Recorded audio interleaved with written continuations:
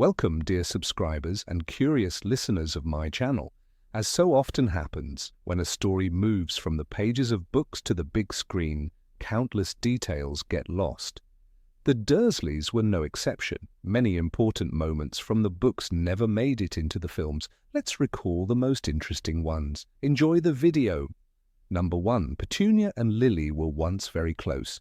Few people think about the fact that the relationship between the Dursley and Potter sisters wasn't always grim. From letters and memories, we learn that Lily received a vase from her sister for her last Christmas, and as a child, Petunia even worried that Lily would leave for Hogwarts. Moreover, in Snape's memories, it's clear how tenderly Lily spoke to her sister, sincerely wanting to keep their bond. This shows that once there was real closeness between them, which was eventually destroyed by envy and misunderstanding. Number 2. Petunia wrote to Dumbledore. This scene is absent from the films, but it reveals the true reason for Petunia's hatred of the magical world. When Lily received her Hogwarts acceptance letter, Petunia herself wrote to Dumbledore, asking him to take her as well. But she was rejected. When Lily discovered the letter, Petunia grew bitter and began calling Hogwarts a freak school.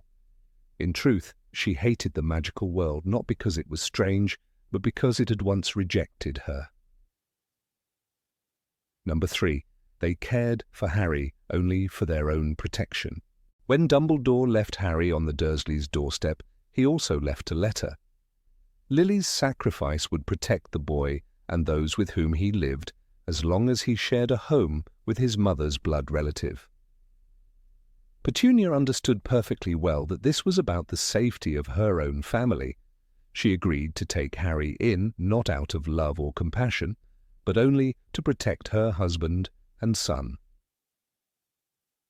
Number 4. Harry wasn't fed for 3 days. In the Chamber of Secrets film, Harry is simply locked in his room with bars on the window. But in the book, the situation is far harsher. For 3 whole days, the boy was barely fed. Petunia gave him only a piece of toast. When Ron and the twins finally freed him, Harry was incredibly hungry and weak. This punishment looked especially cruel in contrast to the lavish dinners the Dursleys served themselves. Number 5. Physical abuse. The films emphasize the psychological pressure from the Dursleys, but the books show a much darker picture. Harry learned to keep Vernon at arm's length so the man wouldn't hit him. This small but important detail makes it clear that Harry's childhood was filled with fear and cruelty, and it becomes even more obvious why he longed so desperately for Hogwarts, and why returning to the Dursleys' house felt like a nightmare.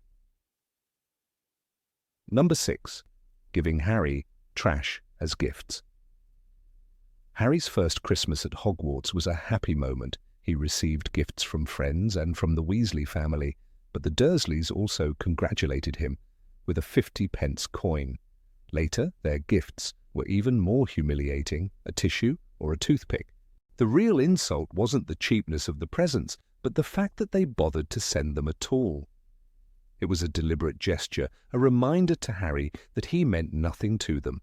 Number 7. Dumbledore and the Dursleys. In The Half-Blood Prince, there's a scene that never made it into the films. Dumbledore personally comes for Harry, and right in front of the family, he tells them exactly what he thinks. You did not do as I asked. You never treated Harry as a son. He has known nothing but neglect and often cruelty at your hands. Although Dumbledore didn't punish the Dursleys, for readers this scene was deeply satisfying. Finally, someone said out loud what everyone had always thought about them. Number 8. Hagrid's letters and magical mail. In Harry Potter and the Philosopher's Stone, the letters from Hogwarts arrive like a storm the Dursleys cannot stop. At first, Vernon snatches the envelope from Harry's hands and burns it in the fireplace. When more arrive, he bolts the letterbox shut.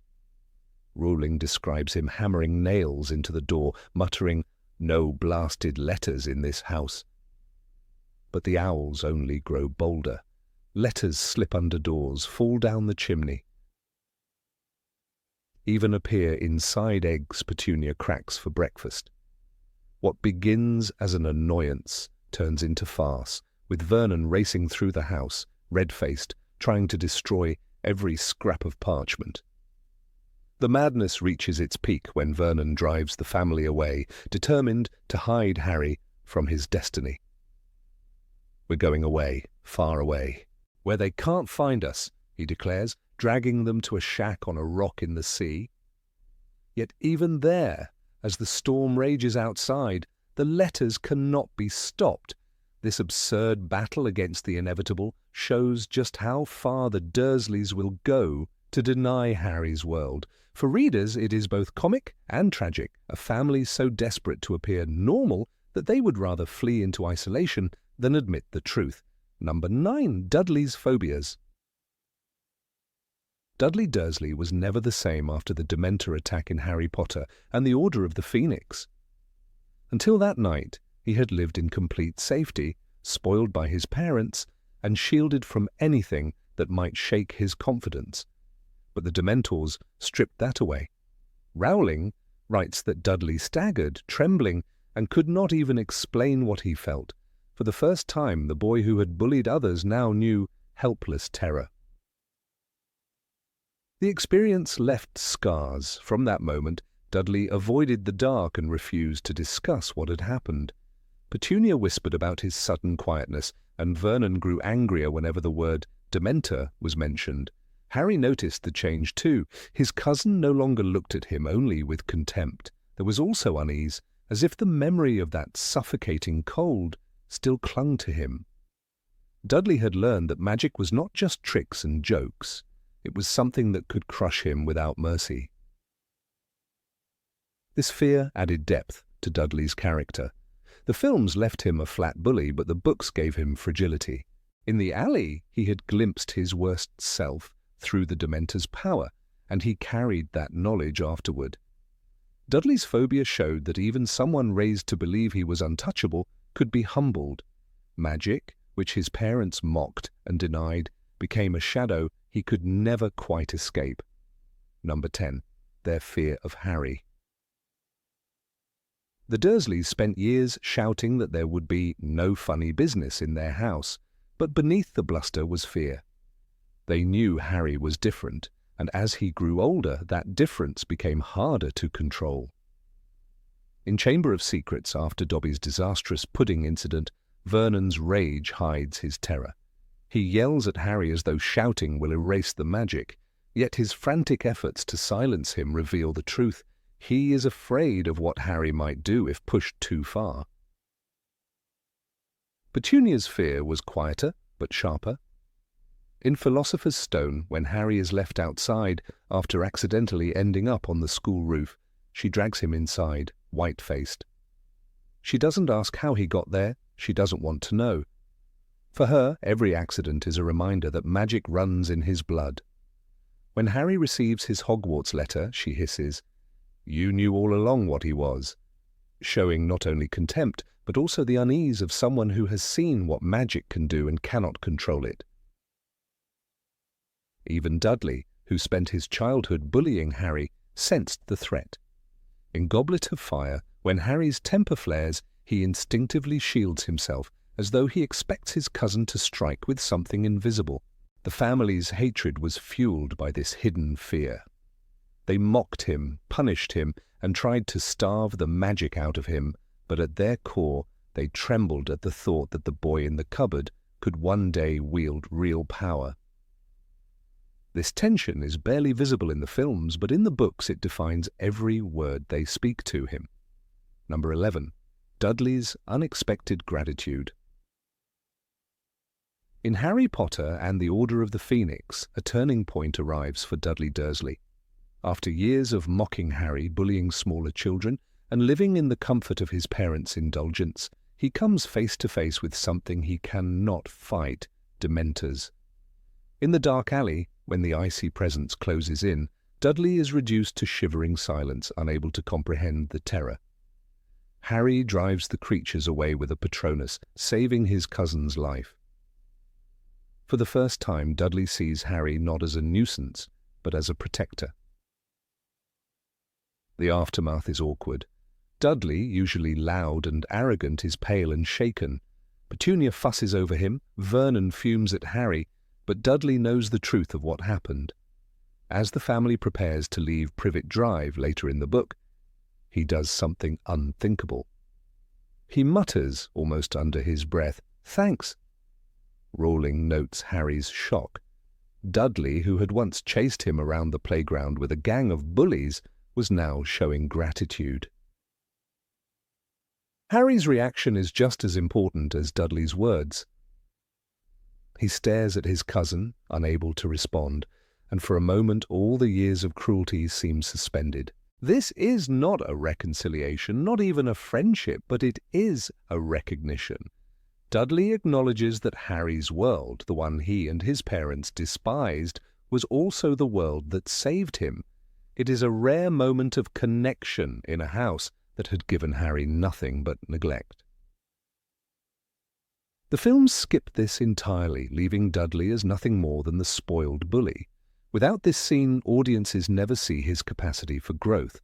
The book, however, offers readers a glimpse of something deeper, that even in Dudley, beneath layers of privilege and cruelty, there was the ability to feel gratitude. It was brief, but it mattered.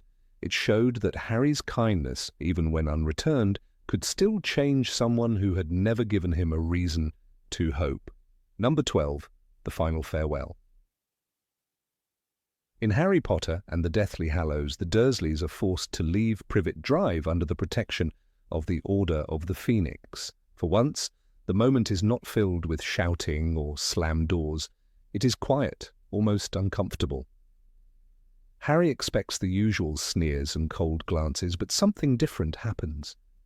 Dudley lingers, staring at his cousin with a look Harry has never seen before, something close to worry. The exchange is brief, but powerful.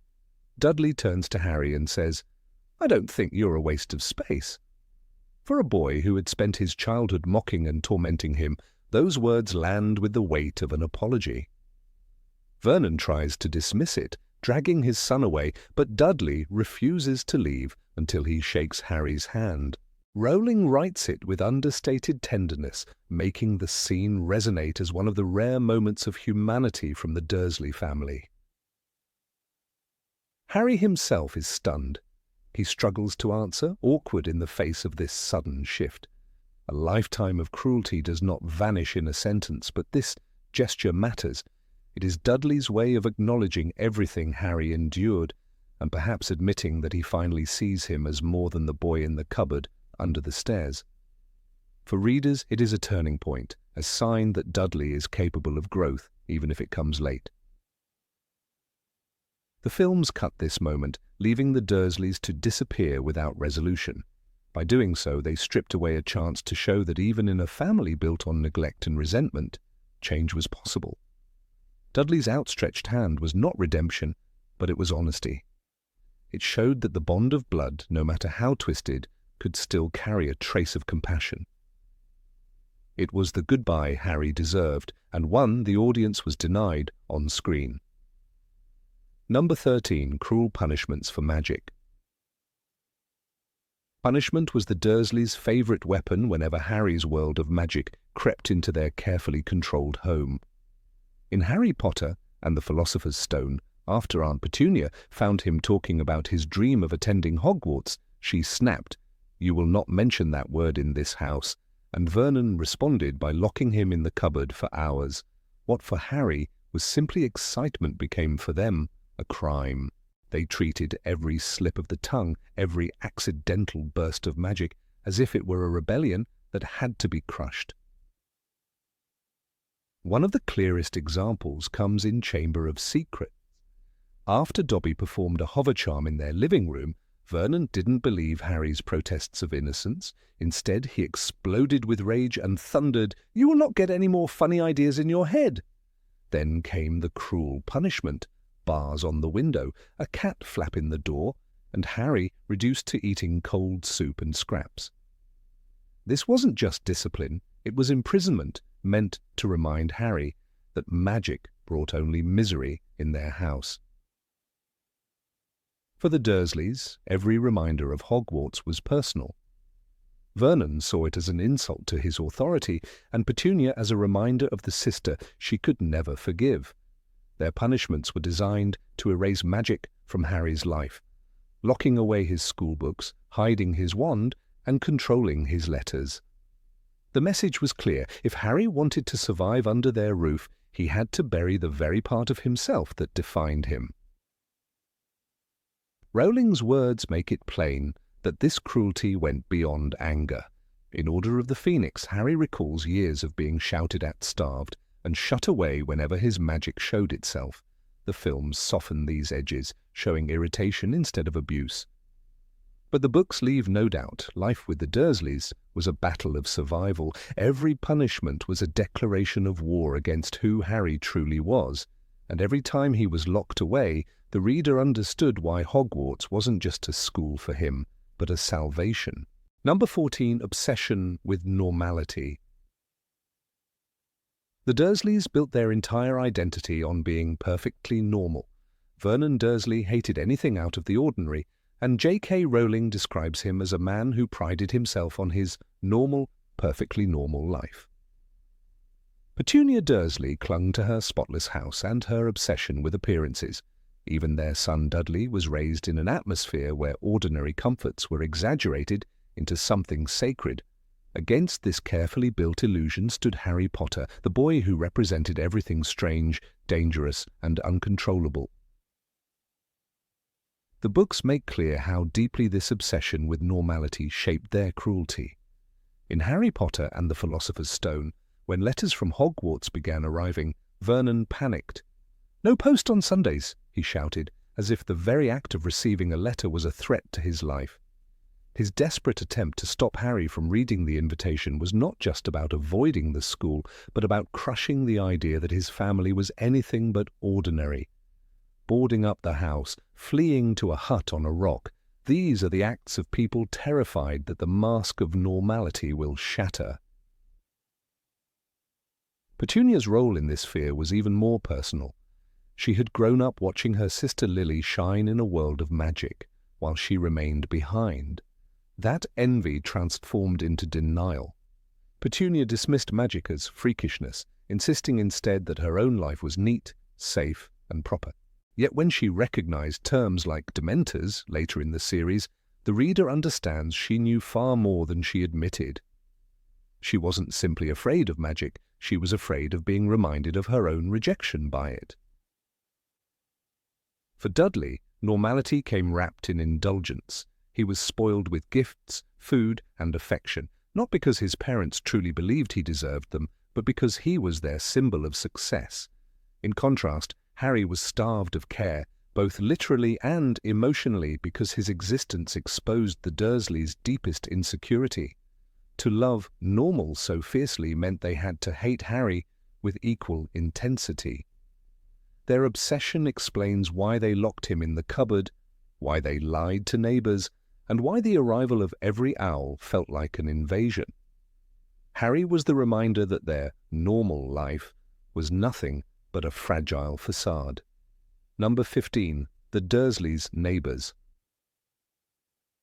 On Privet Drive, appearances were everything, and no family embodied this better than the Dursleys. In J.K. Rowling's books, their obsession with what the neighbors thought was not just a personality quirk, but a driving force in how they lived. Vernon and Petunia knew the manicured lawns, polished cars, and perfectly ordinary chatter of suburban life were a kind of currency, and they spent it daily to secure their place as respectable members of the neighborhood. The films, however, rarely dwelled on this. They trimmed away the constant anxiety about being judged, ignoring the way Vernon and Petunia crafted their public persona with as much effort as they tried to deny magic's existence in their home. Without the presence of neighbors, the screen versions missed an essential truth. The Dursleys' tyranny over Harry was shaped as much by fear of public shame as it was by personal cruelty. One of the most telling details comes early in Harry Potter and the Philosopher's Stone. When Vernon drives to work on the morning after Albus Dumbledore leaves Harry on their doorstep, he notices people in cloaks and hears them whispering about the Potters. Rowling makes clear how much this unsettles him, not only because of the word Potter, but because it could become neighbourhood gossip. For Vernon, a scandal next door was worse than any private disaster. He and Petunia invested in fences, hedges, and artificial smiles to keep their lives contained in a box of normalcy, one that would pass. Inspection to any watchful eye peering from across the street. Among those watchful eyes was Mrs. Figg, the eccentric old lady who lived nearby with her cats. In the films she appears only fleetingly in Order of the Phoenix, when she testifies after Harry's Dementor encounter. Yet the books reveal her as a crucial player in Harry's childhood. Vernon and Petunia often left Harry with Mrs. Figg when they wanted to go out without him, disguising the arrangement as a kind of punishment. He hated it there, the narrator explains. The house smelled of cabbage, and the pictures on the wall were of cats. But Mrs. Figg was also Dumbledore's ally, placed nearby to keep watch over Harry. The neighbours the Dursleys pretended to ignore were in fact essential to the secret world they were hiding from. Then there were Mr. and Mrs. Polkiss, Dudley's parents' friends, and the proud parents of Piers Polkiss, Dudley's bullying companion.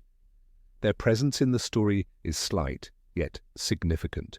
Dudley always had a gang at his side, and Piers was usually the ringleader. To Vernon and Petunia, allowing Dudley to be surrounded by such friends reinforced the appearance of normal boyhood. They never wanted neighbours whispering that Dudley was lonely or strange. What mattered was that he looked popular, and the Polkiss family provided a mirror of respectability in their carefully managed suburban circle. On Saturdays, Dudley and Piers always went to smeltings together, rolling notes, a detail that shows how deeply tied their families were in maintaining their social image. The Dursleys' concern for reputation extended to elaborate lies about Harry. In Philosopher's Stone, when letters from Hogwarts began arriving, Petunia snaps at Harry.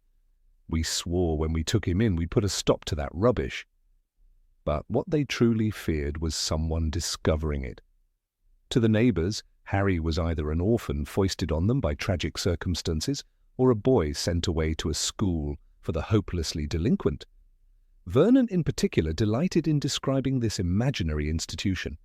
By painting Harry as a wayward boy who needed correction, they justified keeping him out of sight. The lie satisfied the neighbours' curiosity, leaving the Dursleys' reputation intact.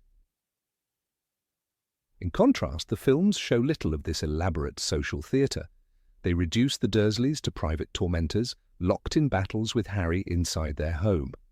Without the constant background pressure of neighbours peering from curtains, much of the psychological texture disappears. On screen, the Dursleys are cruel, simply because they are cruel. On the page, however, their cruelty is sharpened by the need to preserve appearances. The fear of Mrs. No. 7 asking where Harry was, or why he wore oversized clothes, mattered as much as Vernon's personal hatred of magic. Rowling's Dursleys were puppeteers performing for a suburban audience. Consider the scene in Chamber of Secrets when Vernon prepares for the Masons' dinner. He rehearses his jokes, Petunia fusses over the pudding, and Dudley practices being polite. Harry is locked upstairs, silenced with threats because the arrival of businessmen into their home is a performance that cannot be ruined. Vernon's booming declaration, "We must build up the boy's confidence," is not directed at Harry, but at Dudley, who must shine in front of strangers. The dinner is a ritual of reputation, an extension of the same obsession that dictated how they treated their neighbours. The entire household operated as a stage, with props, lines, and actors meant to convince the world they were the perfect family.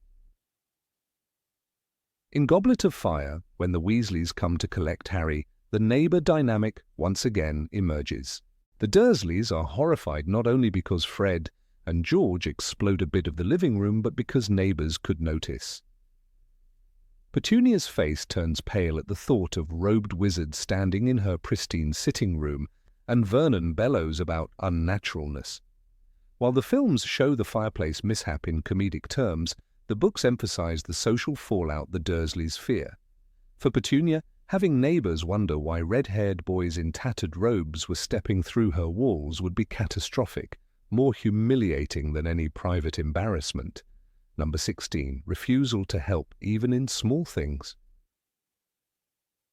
Harry Potter's years at Privet Drive were not defined only by the famous cupboard under the stairs or the constant refrain that he was a burden.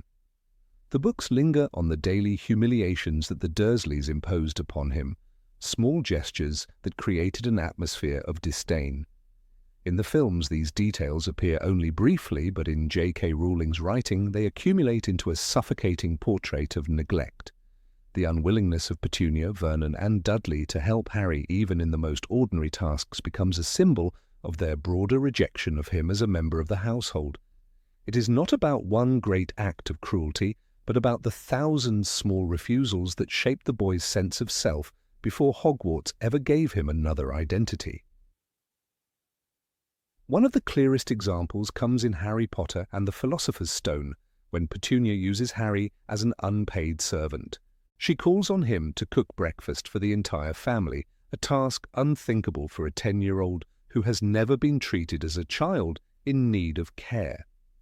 Rowling writes, Harry was used to spiders because the cupboard under the stairs was full of them, and that was where he slept. When he was dressed, he went down the hall into the kitchen. The table was almost hidden beneath all Dudley's birthday presents. It looked as though Dudley had gotten the new computer he wanted, not to mention the second television and the racing bike. In this same passage, Petunia orders Harry to fry the bacon while Dudley tears into gifts. Contrast is stark. Dudley is celebrated while Harry is treated as kitchen staff. What makes this small domestic detail powerful is not the act of cooking itself. Many children help in the kitchen, but in Harry's case the context transforms it into humiliation. Petunia and Vernon are present, perfectly capable of making their own breakfast, yet they prefer to emphasize Harry's lowly status by assigning him the work. Dudley watches smugly as his cousin labors, laughing when Harry burns himself slightly on the pan. The boy, who should be treated as a guest of honor on his birthday, is not even expected to set the table. He is the master of ceremonies only when it comes to mockery. The films show Harry frying bacon in passing, but they never let the scene breathe enough to capture the imbalance of power Rowling crafted. In Chamber of Secrets, the humiliations grow sharper. Rowling describes how, on the morning of Vernon's important dinner with the Masons, Harry is again tasked with every chore. The Dursleys had never exactly been friends of Harry's, she writes, but they had given him a lot of work to do in preparation for the dinner party. Petunia expects him to polish the silver, set the table, and even hide in his room afterward, while Dudley lounges about rehearsing polite lines to impress the guests. The arrangement makes it clear Harry is not a son, not even a nephew. He is the invisible worker behind the scenes, forbidden from existing when the Dursleys wish to present a perfect image to outsiders. The films condense this sequence into a brief moment. Losing the oppressive repetition of Harry being forced into servant-like duties. Rowling uses these moments to sharpen the contrast between Harry's reality and the expectations of childhood. Where Dudley's whining prompts indulgence, Harry's presence prompts command. Even the garden becomes a space of servitude. In Order of the Phoenix, the narrative notes that Harry spends long hours weeding, trimming, and mowing under the blazing sun, while Vernon and Dudley enjoy drinks inside. The garden, which might be a place of play, is for Harry a prison yard disguised as domestic space. Vernon does not lift a finger to help him, and Petunia treats his labor as natural. The refusal to assist him is not only laziness, it is a declaration that he is meant to serve. The emotional weight of these scenes comes from repetition. Day after day, Harry shoulders chores that would overwhelm a child. In Prisoner of Azkaban, the Dursleys prepare for a visit from Aunt Marge, and Harry is again ordered to keep the house immaculate. He must polish every surface, scrub until the house gleams, and then serve meals politely. Marge's insults cut deep, but what intensifies the sting is the way Vernon and Petunia treat Harry's labor as invisible. They never thank him, never even acknowledge that he contributes. Their silence is louder than any insult because it erases him entirely. By refusing to help with even the smallest tasks, they assert that he is less than human. One often overlooked passage is in Goblet of Fire, where Harry recalls the endless chores of summer as he waits for the Weasleys' arrival. Rattling mentions how Petunia set him weeding the flower beds, cleaning windows, washing the car, painting the garden bench. Each job is menial but exhausting, especially under the sweltering July sun. Vernon sits nearby reading his newspaper, occasionally barking an order. Dudley sprawls in the shade, sipping a soft drink. Neither so much as offers to pass Harry a rag. The refusal to lift a hand is deliberate theatre, a reminder that Harry's place is at the bottom rung of this false family ladder. The books also emphasize how Harry internalized this treatment. He learns to expect no kindness in daily matters. In Philosopher's Stone, Rowling remarks that Harry had never been celebrated before.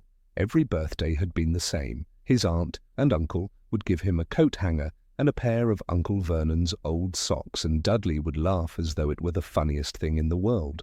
These petty cruelties show not only neglect, but an unwillingness to share even scraps of generosity. The Dursleys refused to buy him decent clothes, passing down Dudley's cast-offs deliberately oversized. Here again, the refusal to help him in small, obvious ways, the purchase of shoes, the gift of a toy, becomes an ongoing insult. Number 17, hatred toward Harry's friends. Unnoticed by the film adaptations, one of the most vivid aspects of the Dursleys' cruelty lay not only in how they treated Harry, but also in how they despised the people who cared for him. The Dursleys, with their obsession for normalcy and their allergy to anything unusual, saw Harry's friends as extensions of everything they most feared and hated. This was not a subtle dislike. In the books, their contempt burned fiercely.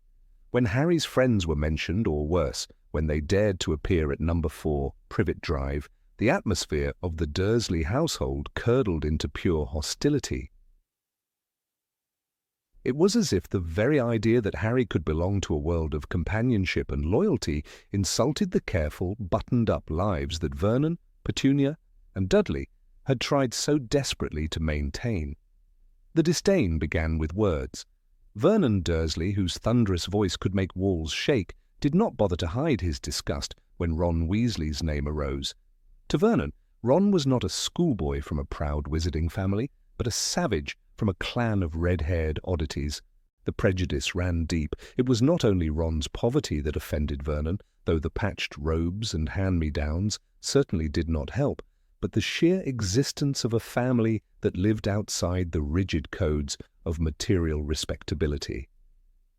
Weasley, another one of them, Vernon would sneer, his words dripping with a loathing that Harry knew all too well. The Weasleys symbolized everything the Dursleys rejected: community, chaos, generosity, and magic. Hermione Granger, despite her spotless academic record and her drive to succeed, fared no better in the Dursleys' judgment. Petunia, who prided herself on a spotless house and an artificial sense of order, regarded Hermione's brilliance with suspicion. Vernon dismissed her as that strange girl, a label that revealed more about his own narrow mind than it did about Hermione herself. For a man who measured worth by blunt instruments like business connections, neighborhood gossip, and the size of one's lawn, Hermione's intellect was threatening. She represented a form of excellence that could not be bought or controlled, and that in the Dursleys' world was intolerable. The films never allowed this scorn to surface, but in the pages of the novels it simmered at the edges of every scene where Harry dared to speak of his closest friend. The Weasley family bore the brunt of the Dursleys' prejudice most brutally. When Molly, Arthur, Fred, George, and Ron came to rescue Harry from Privet Drive before his second year, Vernon's reaction was not only hostile, but nearly apoplectic. The sight of a flying car outside his house was bad enough, but the realization that such a bizarre, loud, and poor family existed was an insult he could never forgive. Arthur Weasley's patched robes and fascination with plugs horrified Vernon, who measured manhood by his ability to own a new car and bully others at work. The Weasleys were noisy, numerous, and unfailingly kind, all traits that in Vernon's twisted value system translated into weakness and humiliation. To have his carefully pruned hedges and his neighbourhood reputation exposed to the likes of them was a nightmare. It is telling that the only magical person Petunia ever spoke of with any grudging admiration was the wealthy and refined Lucius Malfoy, though only indirectly through gossip Harry overheard. The contrast between how the Dursleys reacted to the Weasleys and how they would have responded to the polished, aristocratic Malfoys reveals their true snobbery. Poverty disgusted them more than magic itself. Ron and his family embodied a reality that Vernon and Petunia fought to suppress, that wealth and appearances did not define worth. In this way, their hatred of Harry's friends was not simply fear of magic, but fear of being exposed for the hollowness of their own values. The cruelty reached an unbearable peak in Harry Potter and the Goblet of Fire, when the Weasleys visited Privet Drive to collect Harry. The attempt was disastrous. Fred and George's arrival through the fireplace left the Dursleys' sitting room in ruins. Vernon, purple-faced with rage, could hardly believe the audacity. The narrative notes how Uncle Vernon's large purple face had worked itself into a furious grimace, his tiny eyes glaring in outrage. Instead of acknowledging that the destruction was accidental, he seized upon it as proof of what he already believed, that Harry's friends were uncivilized intruders. The moment was comedic for readers, but devastating in what revealed. To Vernon, the Weasleys were not people. They were chaos embodied, intruders who threatened his perfect suburban facade. Even Dudley, who usually absorbed the world around him with the indifference of a spoiled child, picked up on his parents' disdain. His whines about freaks and his flinching at any mention of Ron or Hermione echoed Vernon's prejudices like a parrot. Dudley had no real reason to despise these people, but growing up in a household where hatred was fed with breakfast cereal left its mark. By the time Harry's friends became a regular part of his summer conversations, Dudley could sneer at their names with the same venom as his parents. The films reduced Dudley to a bully, but the books painted him as a boy infected with his family's contempt for anything. Beyond the borders of Privet Drive, number 18, Harry as a servant in the family. Harry Potter's life with the Dursleys was never a matter of simple neglect or cold indifference. What the films portrayed as a few fleeting moments of discomfort was, in fact, in the books, a pattern of constant servitude woven into every corner of his childhood. The camera may have briefly lingered on him frying bacon in the morning, but J.K. Rowling's text paints a far more oppressive image. The boy who would later become the symbol of resistance against Voldemort was first a child forced to rise earlier than his cousin, wash the dishes, clean the floors, mow the lawn, and scrub the windows, all under the watchful eye of Aunt Petunia. His life was shaped less like that of a nephew in a family home, and more like that of a servant bound by invisible chains. The difference between book and screen is striking because the films gave viewers only a glimpse, while the books insistently remind us that Harry's servitude was routine, not exception. The clearest evidence of this comes early in Harry Potter and the Philosopher's Stone. Before the wizarding world even enters his life, Harry is described as sleeping in the cupboard under the stairs, the most degrading corner of the house. But beyond that insult to his humanity, Rowling gives a detailed picture of his daily tasks. On Dudley's birthday morning, Aunt Petunia calls Harry into the kitchen not to join in celebration, but to fry the bacon. The book's narration makes it plain that this was not a one-off act of kindness for the family, but an assigned duty. As the line states, Harry was used to spiders, because the cupboard under the stairs was full of them, and that was where he slept. Later that morning, while Dudley gleefully counts his presents, Harry is the one who has prepared breakfast for everyone else. It sets a tone. The Dursleys did not only deny Harry affection, they bound him to labour as if he owed them. Petunia's treatment of Harry consistently stripped him of agency. She deployed him as a tool for her domestic pride. She prized a spotless house and a tidy lawn, and Harry became the one to enforce that order. In Chamber of Secrets, when Vernon is hosting the Masons for dinner, Harry is instructed to stay hidden and silent. But before that, Petunia makes him polish everything in sight. He scrubs, dusts and clears until the house gleams, while Dudley prepares to charm the guests. Vernon receives the credit for being a respectable man, Petunia for her hospitality, and Dudley for his role as pampered heir, but Harry's invisible hands were the machinery behind it all. The films condense this into a few comedic shots of Harry balancing plates or being scolded, yet the books make clear that this arrangement was not occasional. It was systemic humiliation. The cruel irony lay in how Petunia twisted even ordinary chores into punishments. When Harry dared to ask about his parents, or showed any spark of difference, she tightened his leash by assigning extra cleaning. After Dobby's disastrous visit in Chamber of Secrets, Harry is locked in his room and only permitted out to cook and wash dishes. The narrative gives us the image of bars on his windows, a boy starved of freedom, yet still expected to serve meals to the family that imprisoned him. One line captures it chillingly. Petunia shoved a plate of cold soup under the door. When he did eat, it was scraps. When he worked, it was without recognition. This was not simply guardianship, it was servitude framed as discipline. The Dursleys also ensured that Harry's labour went unacknowledged. Dudley never lifted a finger around the house. His role was the opposite, to demand, to consume, to sprawl lazily while his cousin toiled. Rowling underlines this by juxtaposing Dudley's indulgence with Harry's duties. While Harry mowed the lawn in the blazing sun, Dudley lounged inside with a new television or computer game. While Harry weeded the flower beds, Dudley raided the fridge. The effect was psychological as much as physical.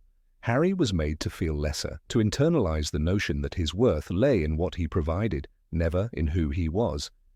The films omit these contrasts, softening Dudley into a bully rather than an emblem of indulgence fed by Harry's labour. Perhaps the darkest aspect is how normalized this exploitation became in Harry's mind.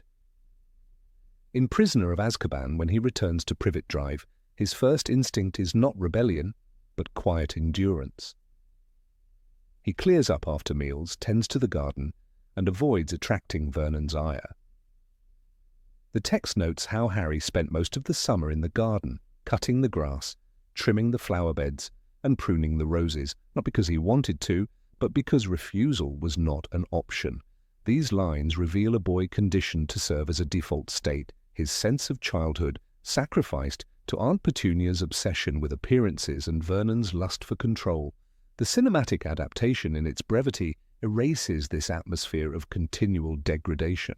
When we examine the books closely, we see how Rowling's narrative insists on this theme of enforced servitude as more than background detail. It becomes part of Harry's identity, the silent endurance that steels him for later battles. In Goblet of Fire, when Harry spends time at the Weasleys, the contrast is almost jarring. Mrs. Weasley scolds her own sons into helping around the house, but no one expects Harry to labour as he did on Privet Drive. Instead, he is treated as a guest. The boy who once scrubbed entire kitchens is now given a seat at the table, asked about his opinions, and handed food in abundance. The text does not need to belabor the contrast. The reader feels it. The difference between being treated as a servant and as a family member defines Harry's emotional world. What makes Petunia's orders particularly cruel is that they were deliberate acts of control. She could have chosen to distribute chores equally between Harry and Dudley, but instead she singled Harry out. In Order of the Phoenix, Harry recalls how Petunia made him clean out the gutters in midsummer, while Dudley was free to enjoy himself. The book is explicit that this was not mere practicality. It was a way to remind Harry that he was unwelcome, an outsider only tolerated under strict conditions. The films reduce Petunia to an eccentric, neat freak, but Rowling's pages reveal a woman who understood that constant menial tasks were a method of breaking down a child's spirit. Even in the lighter moments of the narrative, the weight of servitude lingers. In Half-Blood Prince, when Dumbledore visits Privet Drive, Harry notices Petunia's spotless sitting room. Readers familiar with the earlier descriptions recognize that cleanliness as the product of Harry's years of scrubbing and polishing. Petunia's pride in her home rests on his invisible labor. The moment is brief, but the symbolism is powerful. Harry's efforts made possible the very image of normalcy the Dursleys worshipped, yet he remained excluded from that normality, always shut away, always burdened with the role of house servant rather than son. The quotes scattered through the series reinforce this reality. "Don't ask questions," Vernon growls in Philosopher's Stone. That's the first rule for quieting Harry. In that same book, after Dudley's tantrum over his number of presents, Petunia snaps at Harry to get the frying pan. These lines are not merely comic, they establish a pattern where Harry's role is defined by obedience and menial service. In Chamber of Secrets, Vernon barks, "You're never going to see those freaky friends of yours again," before sending Harry to his chores. The commands are fused with contempt, binding labor with humiliation. Rowling never intended Harry's early years to be viewed as a mild inconvenience. They were meant to scar him, to illustrate that even before Voldemort's shadow loomed over him, he had endured cruelty from those closest in blood. The household chores, the endless cooking, the gardening under the hot sun, these were tools of degradation. They stripped away dignity in the same way that bars on the window stripped away freedom. In this sense, Harry was not just neglected, he was exploited systematically. His survival was not merely physical but emotional, learning to bear humiliation without letting it define him. The films, by presenting only fragments of this truth, diminish the resilience Harry forged in those years. The idea of Harry as a servant in his own home also adds depth to his later choices. When he treats Creature with kindness in Deathly Hallows, it is not simply a matter of moral principle, it is recognition of shared pain. He knows what it means to be forced into unwanted labor, to be denied dignity, to have one's identity reduced to a tool for others. This connection, often overlooked, is rooted in the boyhood summers of mowing lawns and scrubbing pots at Privet Drive. The narrative symmetry is striking. The child servant becomes the master who chooses compassion. Even the motif of the cupboard under the stairs is bound to this servitude. It is not only a prison for Harry's sleep, but a symbolic storage place, like a broom or a vacuum cleaner, tucked away until needed. When Vernon demands Harry to make the tea, it echoes the way one might fetch an object from the cupboard. Harry himself becomes an instrument of convenience, retrieved for chores and hidden otherwise. The films show the cupboard as a tragic curiosity. The books make it part of a cycle of humiliation tied directly to his servitude. The Dursleys' treatment of Harry is thus not a side note in the narrative, but a foundational truth of his character. The chores he endured, the endless cleaning and cooking, the mowing of lawns that were never his to enjoy, these were experiences designed to reduce him. The films, in compressing these details into visual shorthand, rob viewers of the constant rhythm of Harry's subjugation. The books, however, insist that readers confront the image of a boy not merely unloved, but turned into a servant within his own family. The contrast is stark, and it changes how we perceive Harry's resilience, his empathy, and his quiet strength. Number 19. Fear of magical objects. When Harry Potter returned to Privet Drive after his first year at Hogwarts, he did not bring back treasures or signs of triumph, but simple school supplies, an assortment of items that to him represented knowledge, safety, and a connection to his real identity. Yet to the Dursleys, these objects were not symbols of learning. They were harbingers of everything they feared and despised. In the films, this tension is flattened into general hostility, but in the books, J.K. Rowling paints a vivid picture of their almost pathological panic. They were not merely unkind relatives, they were people who trembled at the sight of a school trunk. A cauldron became a threat, a stack of parchment an invasion, and a wand the embodiment of danger. Their fear was so intense that it turned into obsession. When the narrative of Harry Potter and the Chamber of Secrets unfolds, the reader witnesses one of the most striking demonstrations of this fear.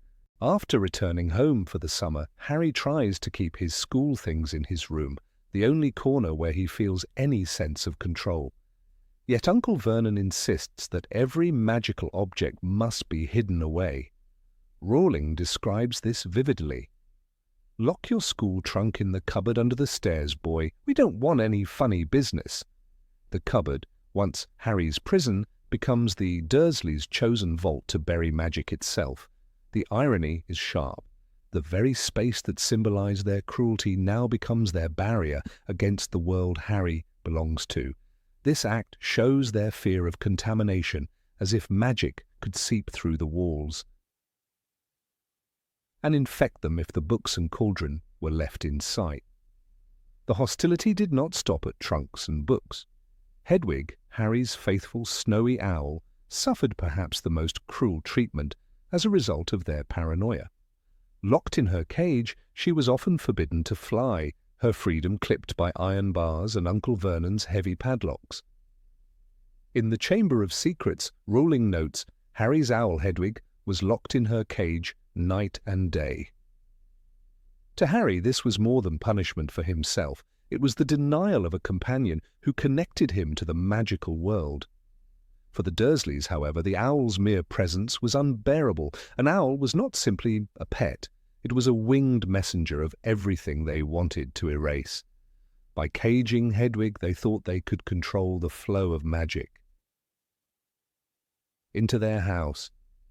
It reveals how their fear was not rational but ritualistic, a desperate attempt to keep their lives normal at all costs. This panic over magical items was also deeply tied to their obsession with appearances.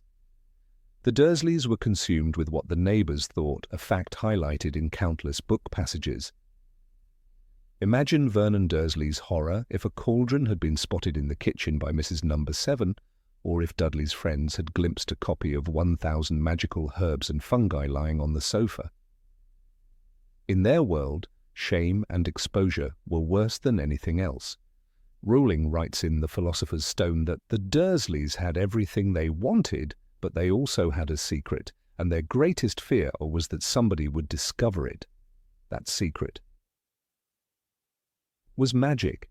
Every textbook and quill was therefore not just a school supply, but a potential scandal, an object that could ruin their carefully curated facade of respectability.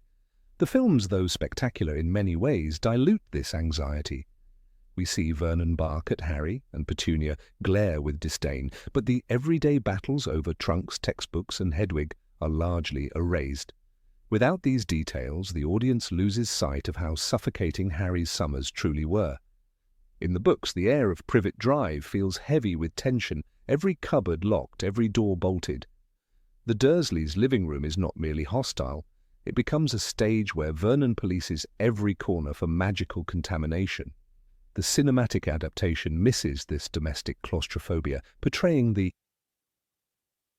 Dursleys as comic villains rather than as characters gripped by genuine fear of objects that Harry found ordinary. Rowling masterfully turns ordinary school preparation into conflict. In The Prisoner of Azkaban, Harry hides his birthday presents and spellbooks under a loose floorboard, as though he were a fugitive. Harry went to his desk, took the loose floorboard up, and pulled out a large chunk of chocolate, a birthday card, 2 spellbooks, and a letter. That single detail is powerful. A child should never need to smuggle his school supplies within his own home. The secrecy turns his magical identity into contraband. Readers understand here that Harry's battle with the Dursleys was not only about words or punishments, but about space, the right to let his world exist openly. The fear of magical items was also deeply irrational. Consider the wand. A slender piece of holly and phoenix feather became to Vernon Dursley what a loaded gun might have been. He treated it not as a tool for learning, but as a weapon that Harry could unleash at any moment.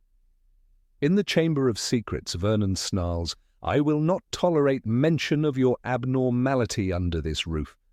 It was not even spells that frightened him most, but the sight of the wand itself, lying casually on a bedspread.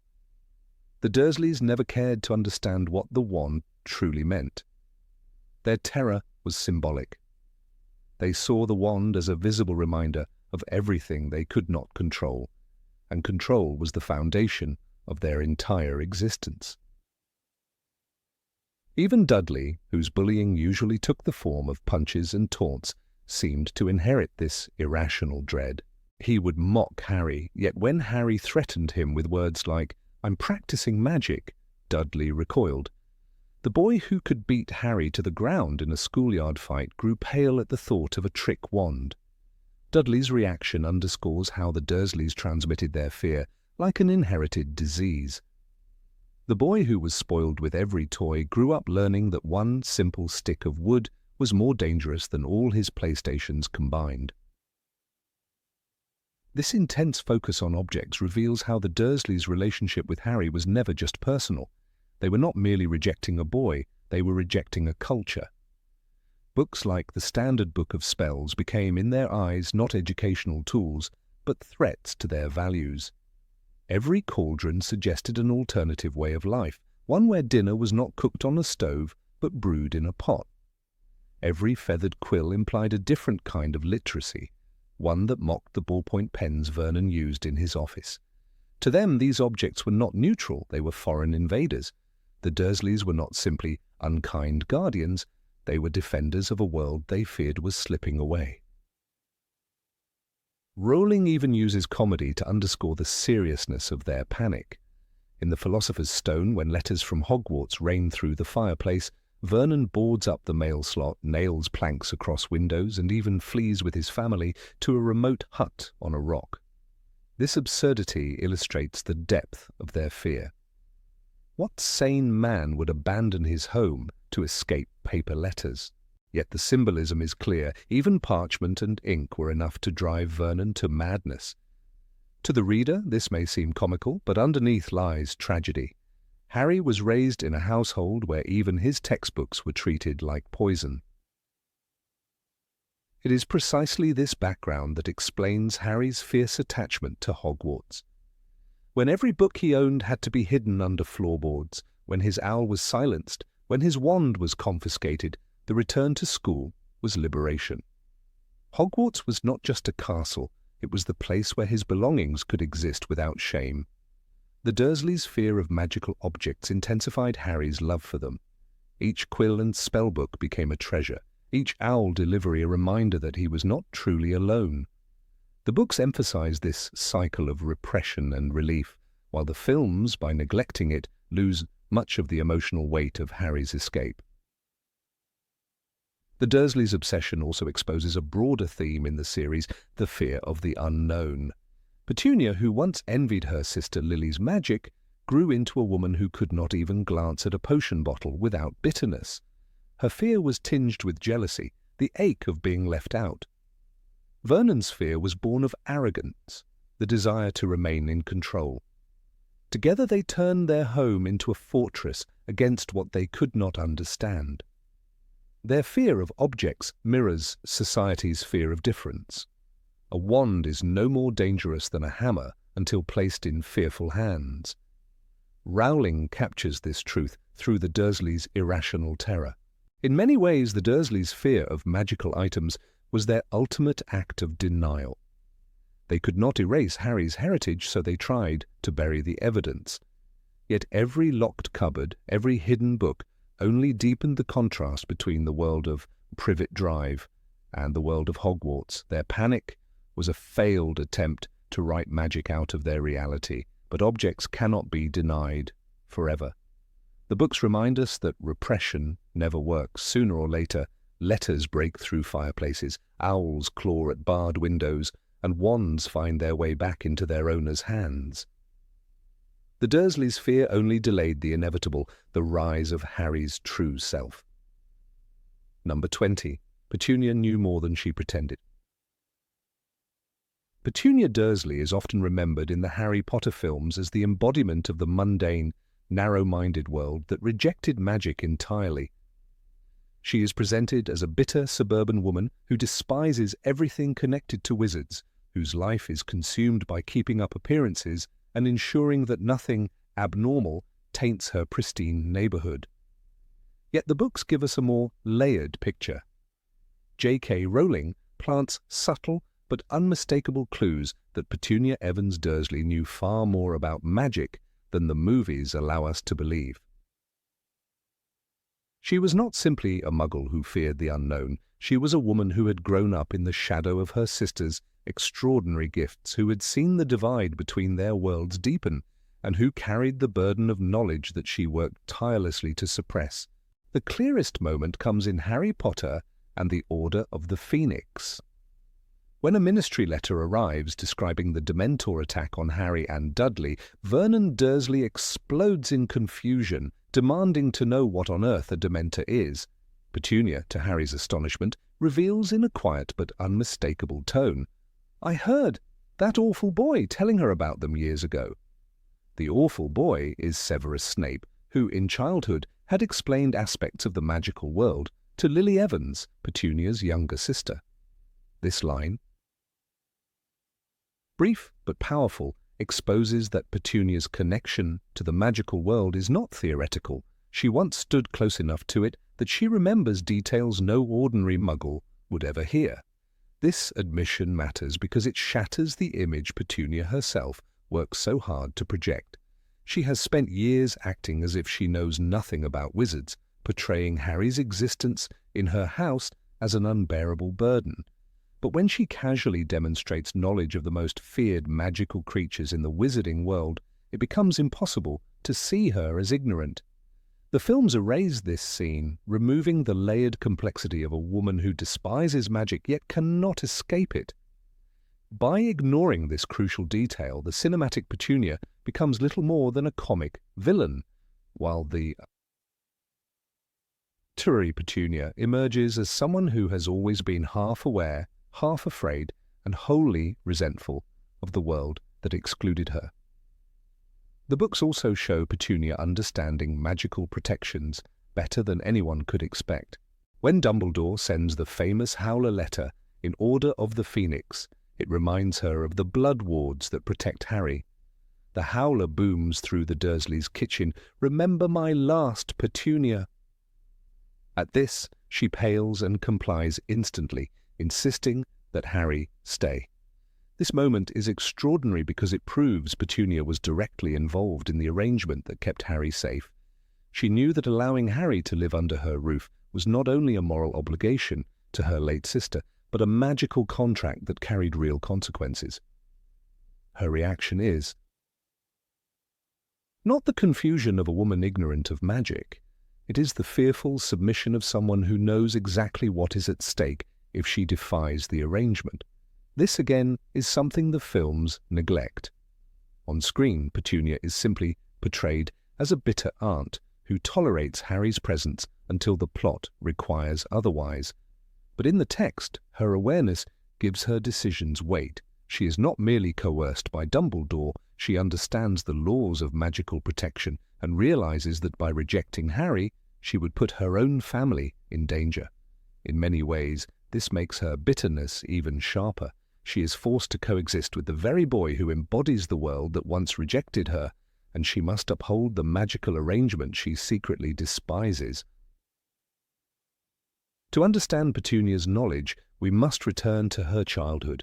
She grew up in the same household as Lily, witnessing strange incidents that could not be explained. Unlike Vernon, who later in life could choose to laugh off or deny Harry's magical incidents, Petunia had already spent years watching her sister perform feats beyond imagination. In The Deathly Hallows, a flashback shows Lily making a flower bloom in her hand while Petunia looks on, longing and envious. These childhood experiences planted in her a reluctant education. Even if she never studied at Hogwarts, she absorbed fragments of spells, creatures, and names whispered between Lily and her friends. The most telling detail is her letter to Dumbledore. As a young girl, Petunia secretly wrote to the Hogwarts headmaster, begging to be admitted to the school. "I want to come to Hogwarts too. she confesses, according to Rowling's extended lore. "I want to do magic, like Lily."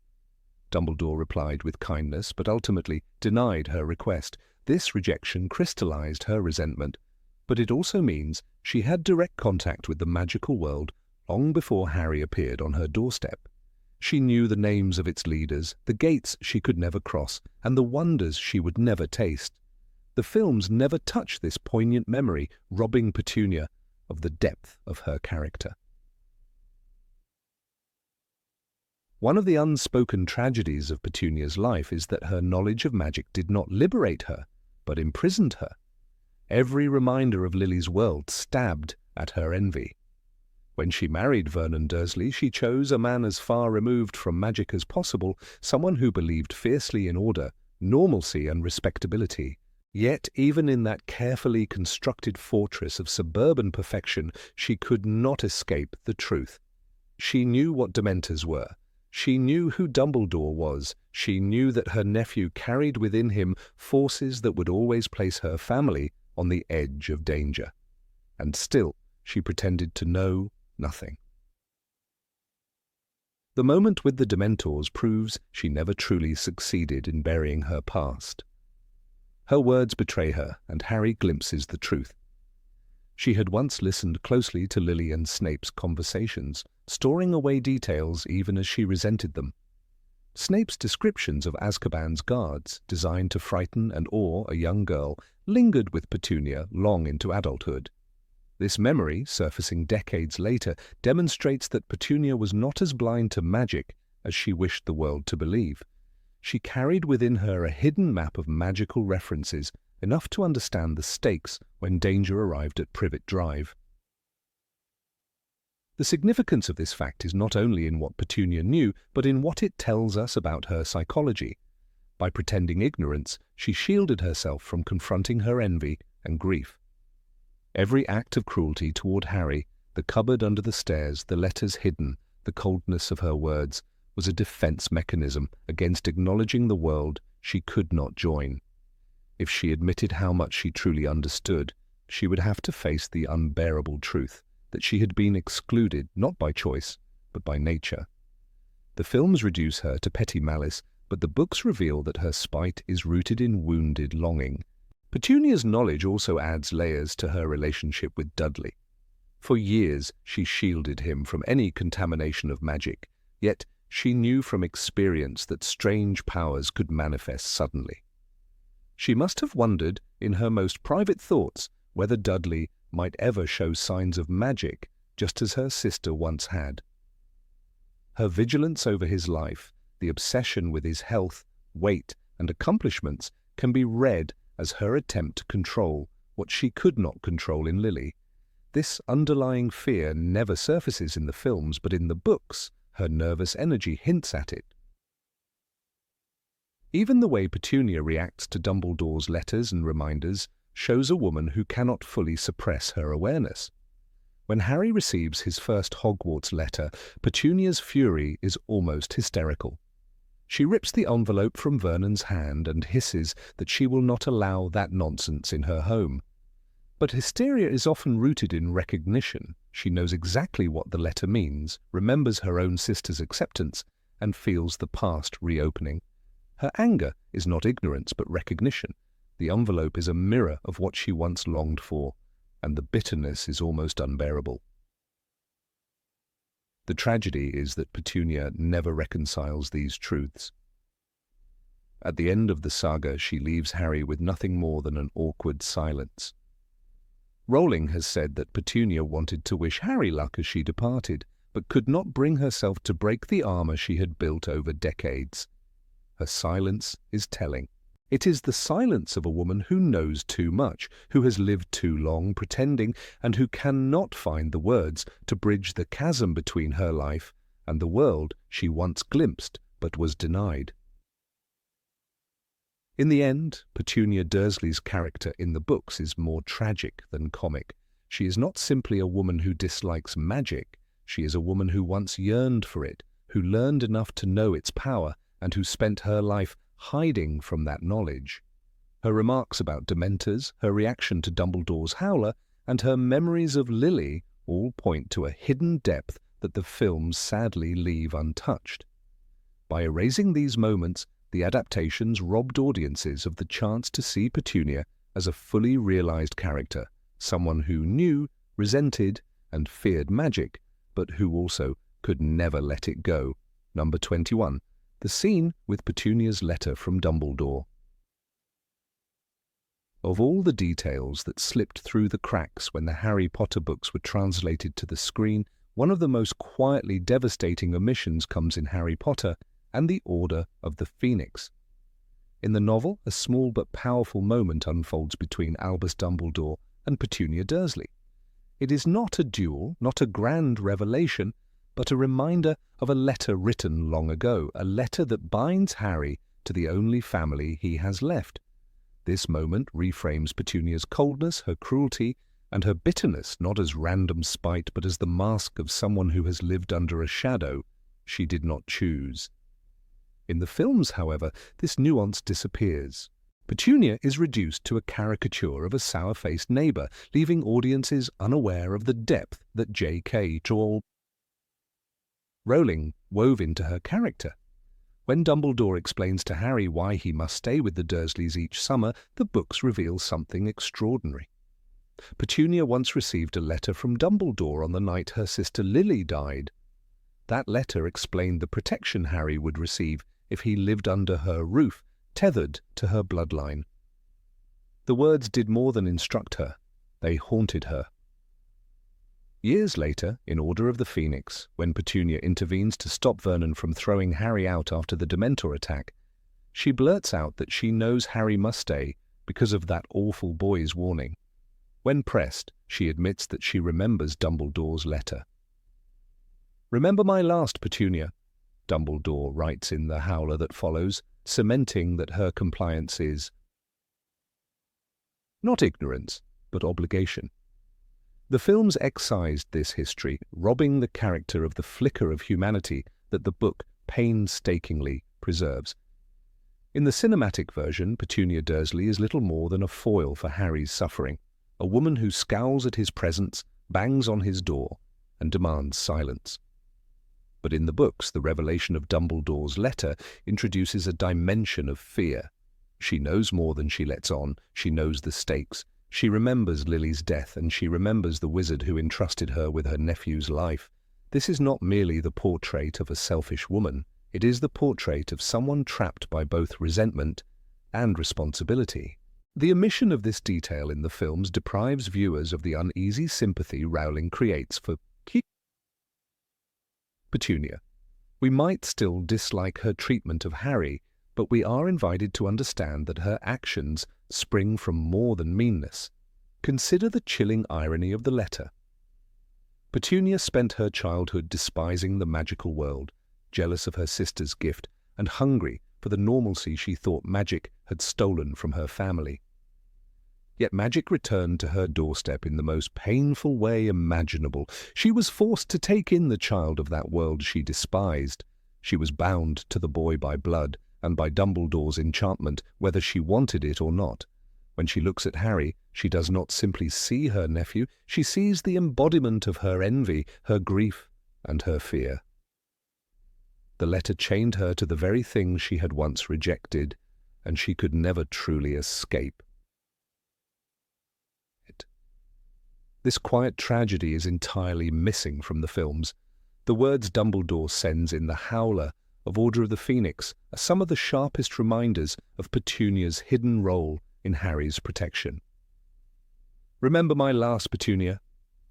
With that single sentence, Rowling tears open the illusion that Petunia is uninvolved. She is not an accidental guardian. She made a choice, however reluctantly, to honor the promise sealed in that letter. The audience learns that beneath her pinched lips and sharp words lies a secret knowledge of the boy's importance. It is a revelation that adds weight to her cruelty. Every scolding, every slammed door is tinged with the bitterness of someone who cannot forget the obligation that binds her.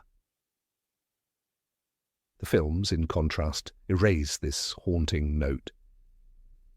Without the reminder of Dumbledore's letter, Petunia's coldness is stripped of context. She becomes a flat villain, a petty woman who never grows beyond her dislike of Harry. But the books allow us to glimpse the shadow of a sister. Petunia may not weep for Lily, but she remembers her. She may not embrace Harry, but she keeps him under her roof when she could have turned him away. This is not forgiveness, nor is it kindness, but it is something deeper, a complicated surrender to fate, one that the films never permit the viewer to witness. It is easy to forget that Petunia's knowledge of the magical world is not superficial. She once wrote to Dumbledore herself, begging to be allowed into Hogwarts. She received a reply, kind but firm, telling her no. That rejection planted the seeds of bitterness that would grow for decades. When Dumbledore wrote again, this time with news of Lily's death and the child left behind, Petunia could not refuse him. In the books, her memory of that letter reveals that she has lived her entire adult life with the awareness that she is part of something larger than herself, even if she resents it. The films, by ignoring this thread, reduce her to a woman ignorant of magic rather than one deeply wounded by it. Harry's perspective of Petunia changes in that moment in the book.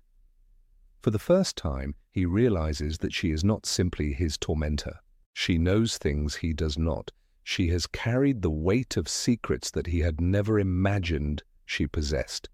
She knew, the narrative insists. Petunia, the woman who scorned him, who despised his parents' world, knew about the protection that kept him alive. She had known all along why he had to stay, why the summers at Privet Drive were not optional.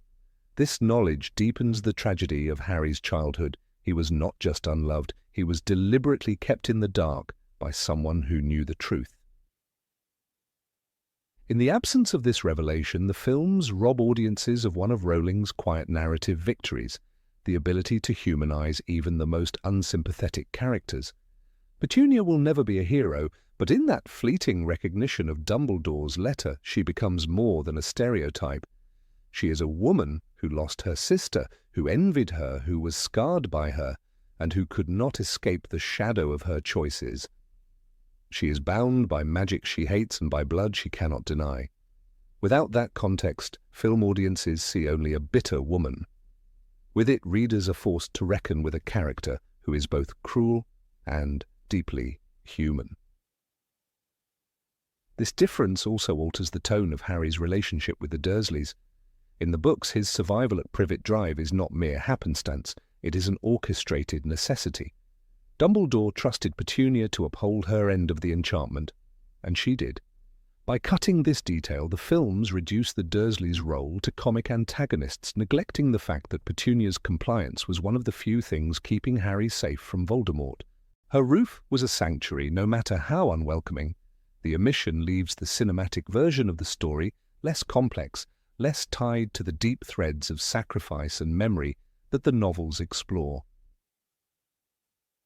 It is also worth remembering that this moment reshapes how we interpret Petunia's silence during the years Harry lived in her house. Her refusal to speak of Lily, her unwillingness to acknowledge Harry's importance, can be read not only as disdain but as repression. She knows too much, and acknowledging any of it would crack the fragile wall she has built around her normal life. The letter then becomes a silent intruder in her home, a memory that she cannot destroy, no matter how hard she scrubs at her kitchen counters or prunes her rose bushes. This tension, left out of the films, enriches her character with a layer of suppressed grief. The tragedy is sharpened by the reminder that Harry never truly knew his mother's sister. He saw only the bitter exterior, never the flickers of fear and memory that haunted her. When the films cut Dumbledore's letter from the story, they also cut Harry's chance to see his aunt in a different light. Readers may despise Petunia, but they cannot ignore the shadow of love and loss that clings to her. She is not redeemed, but she is revealed. And in the delicate architecture of Rowling's narrative, revelation is often more powerful than redemption. Even Vernon Dursley's ignorance highlights Petunia's burden. He blusters and fumes about Harry, yet Petunia remains the silent authority. She is the one who knows why the boy cannot leave. She is the one who understands the danger outside their perfectly trimmed hedges. When she stops Vernon from throwing Harry out in Order of the Phoenix, it is the only time her will overrides his. This small act of defiance is not kindness, it is duty. Without the letter, without Dumbledore's reminder, this act seems inexplicable. With it, the moment becomes one of the most telling in her character arc. By the end of the saga, when the Dursleys leave Privet Drive under protection, Petunia almost speaks to Harry. She almost says something meaningful. She does not, but the weight of all that has been left unsaid hangs between them. Readers remember the letter and know that her silence has always been more complicated than it seemed. The films, lacking this context, present her departure as merely awkward. The tragedy is diluted, the bitterness remains, but the history that explains it is lost. The letter from Dumbledore was not a flourish or a trivial detail. It was the thread that tied Harry to the ordinary world and kept him alive through his childhood. It revealed Petunia's conflicted humanity, her envy and her grief, her resentment and her responsibility. In omitting it, the films flattened one of the richest secondary characters in the saga. The books remind us that even those who seem most heartless are often carrying burdens that twist them into shapes we cannot immediately understand, and in that single, overlooked letter lies the key to seeing Petunia Dursley not as a cartoon villain, but as a woman who lived in the long shadow of magic, fear, and memory. Number 22. Financial stinginess. The books never allowed readers to forget that the Dursleys saw Harry as an unwanted burden, a boy they fed, clothed, and tolerated only because they had no other choice.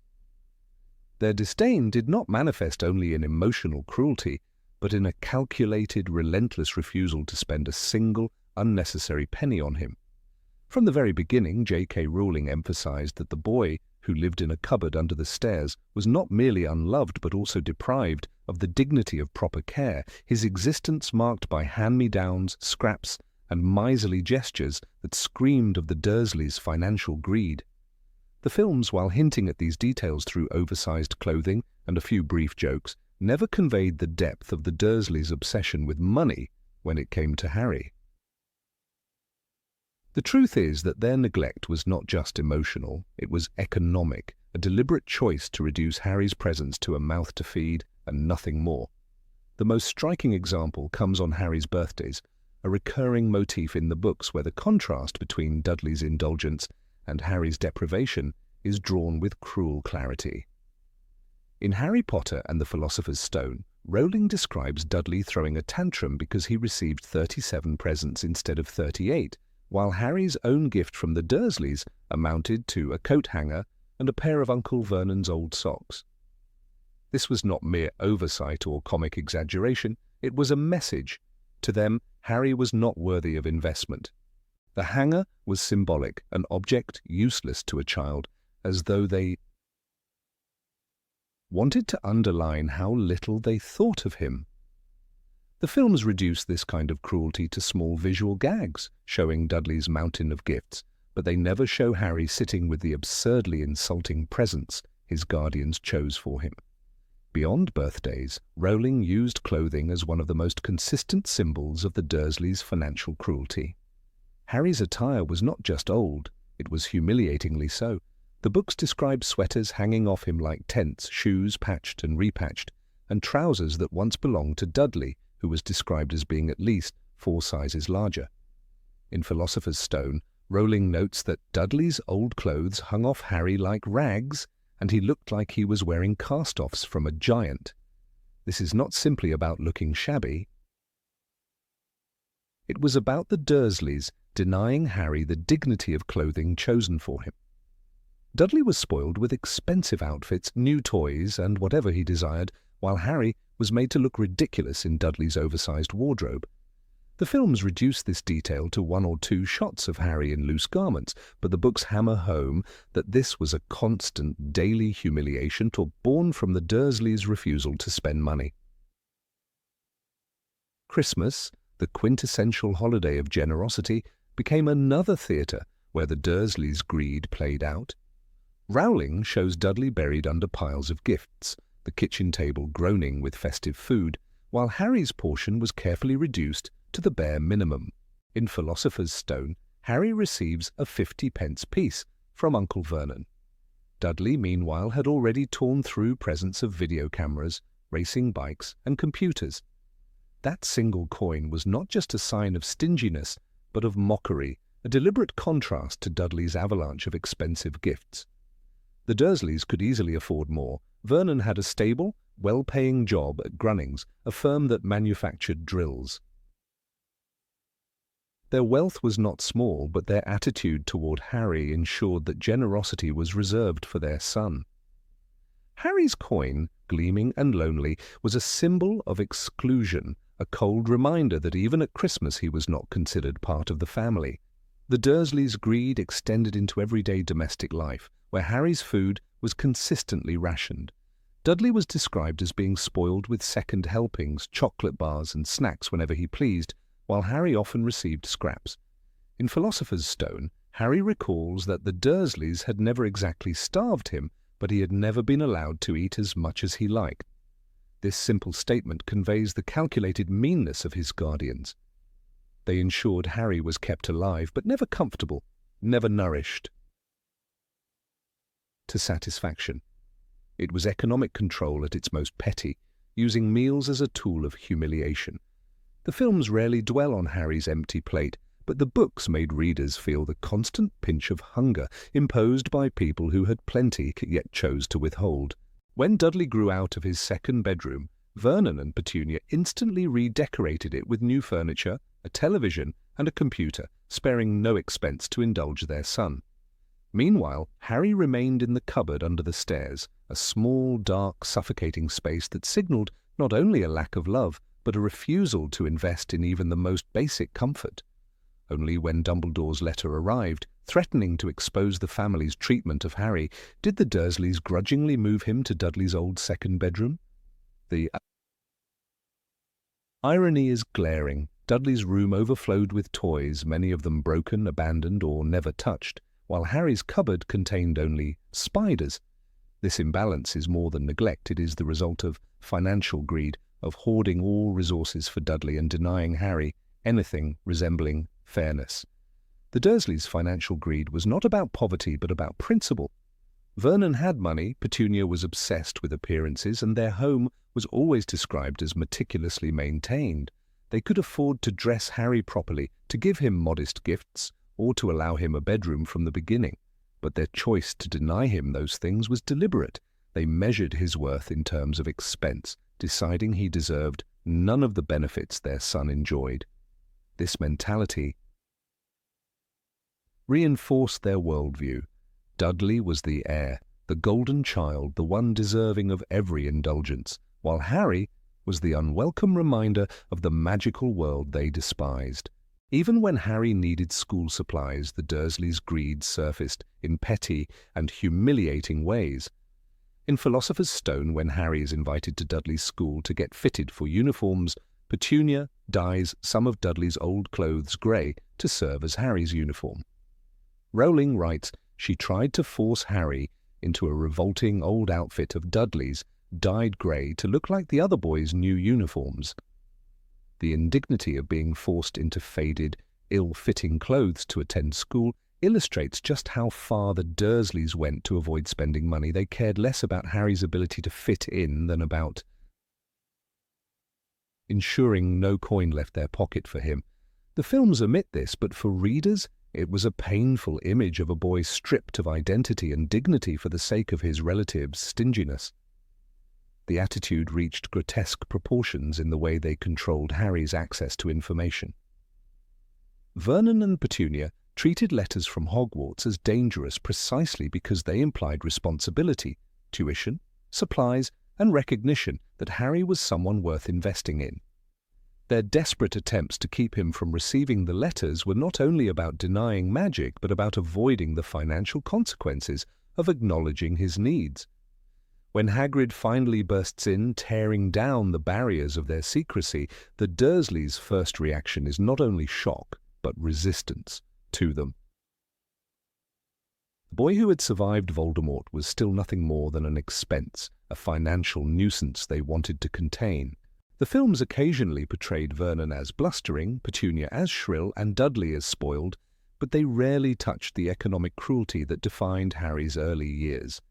This omission softened the story, making the Dursleys look like merely comic villains, rather than guardians whose greed created lasting scars.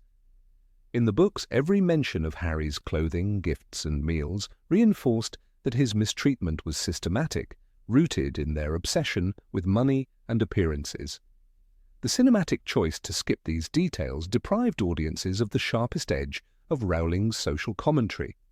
That cruelty is not always loud or violent, it can be quiet, miserly, and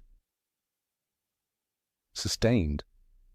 The Dursleys' greed was also a tool for dehumanization. By constantly framing Harry as a waste of money, they reduced him to a burden.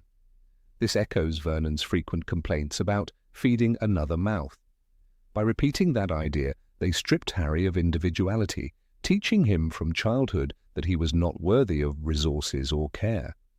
Rowling paints this as a devastating psychological cruelty, one that shaped Harry's modest, self-effacing character in later years.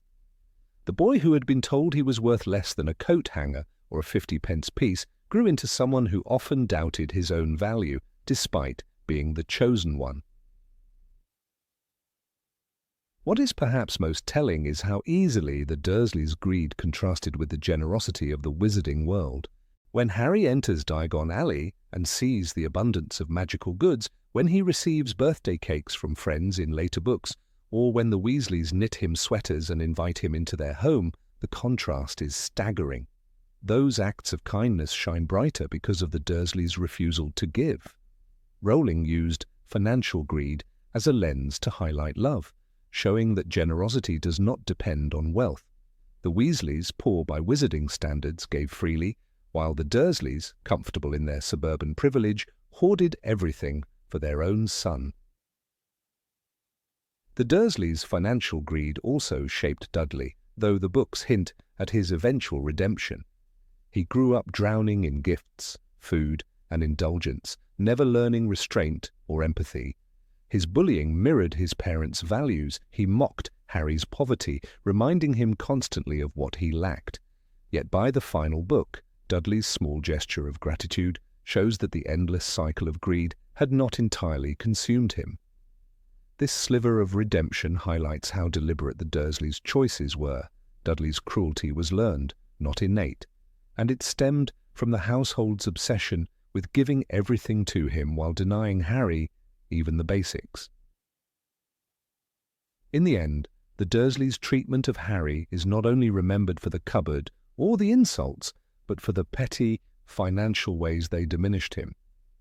Every hand-me-down, every insulting gift, every half-empty plate was a choice. It was not poverty but greed, not necessity but cruelty, disguised as frugality. The films, in leaving out these details, missed an essential truth that Harry's triumph was not only against Voldemort but against years of systemic economic neglect that tried to convince him he was worth nothing at all. Rowling's message was sharper than the movies allowed. Greed, when weaponized, can wound as deeply as any curse. Number 23. The School for Troubled Youth cover story. The Dursleys of Privet Drive built their entire identity around appearances, and nowhere is this clearer than in the quiet lies they spun about Harry Potter's education. In the films, we hear Vernon and Petunia muttering vague excuses, dismissing Harry's strange school as something best left unspoken. Yet the books reveal a far sharper detail, a story they cultivated with precision.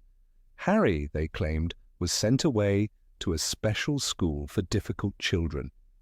It was not enough to simply keep Hogwarts hidden.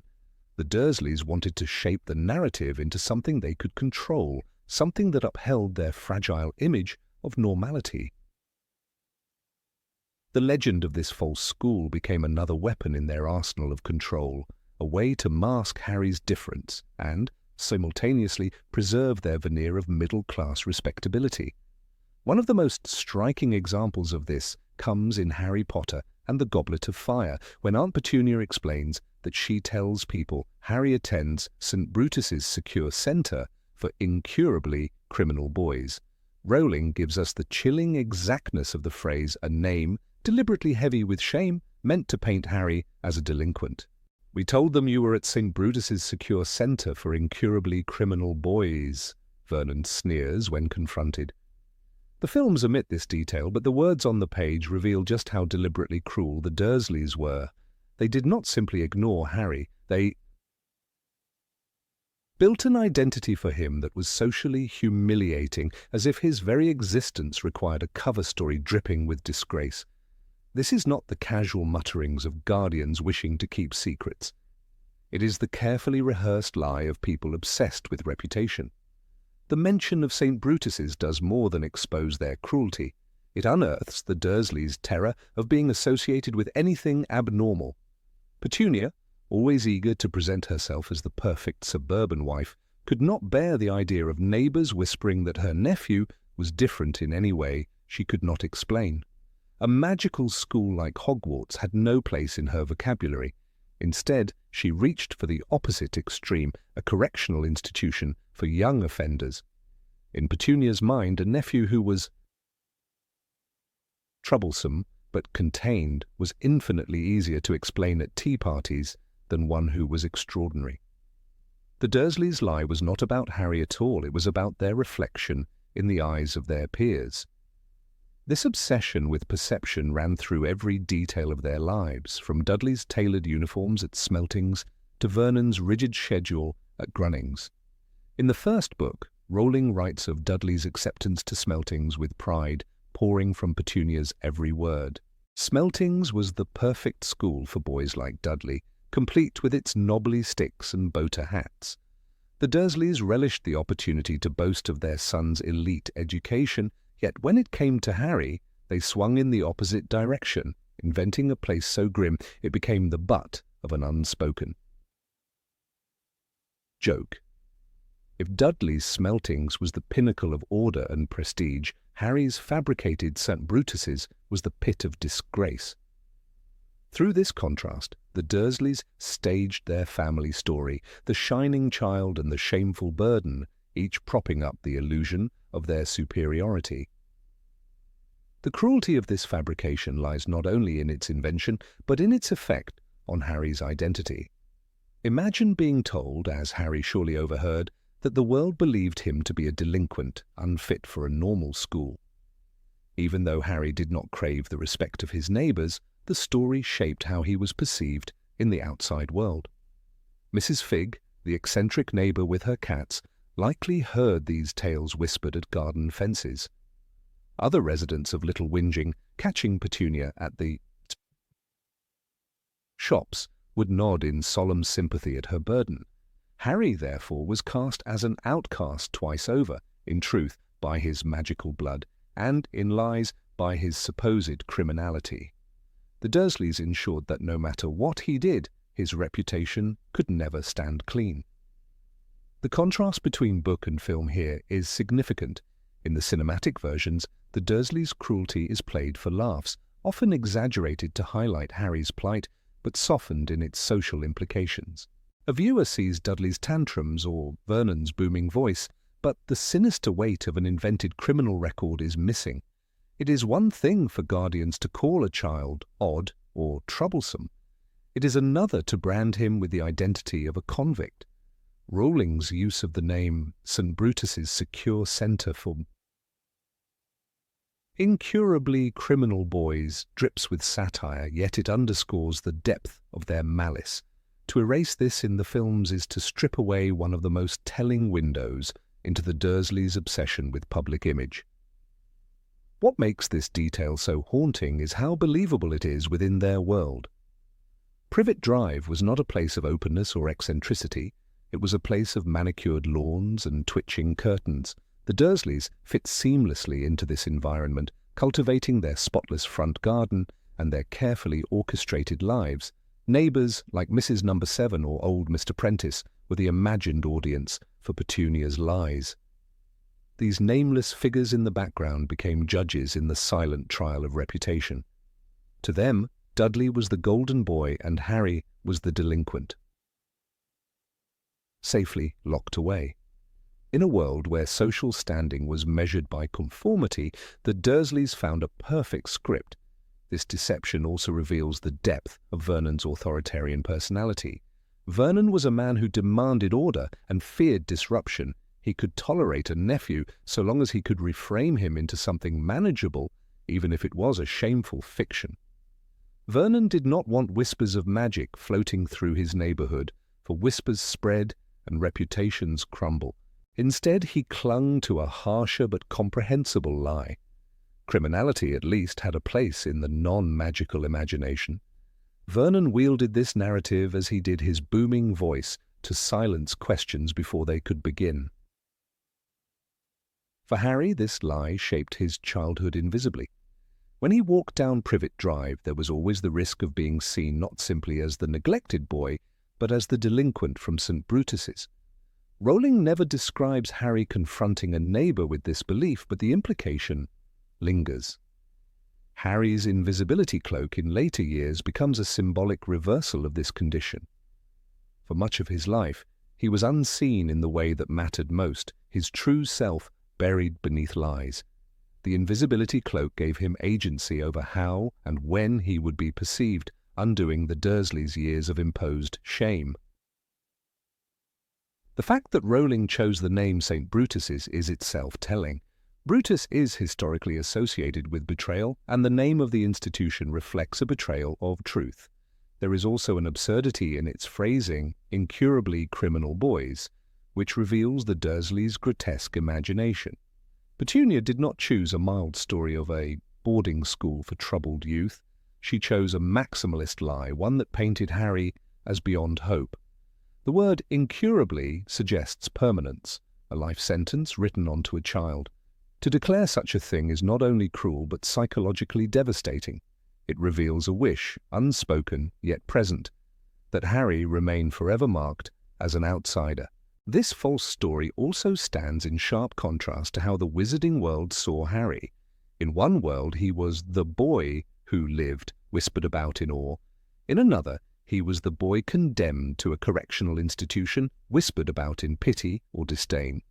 The Dursleys' invention flipped his heroic identity on its head, transforming legend into disgrace.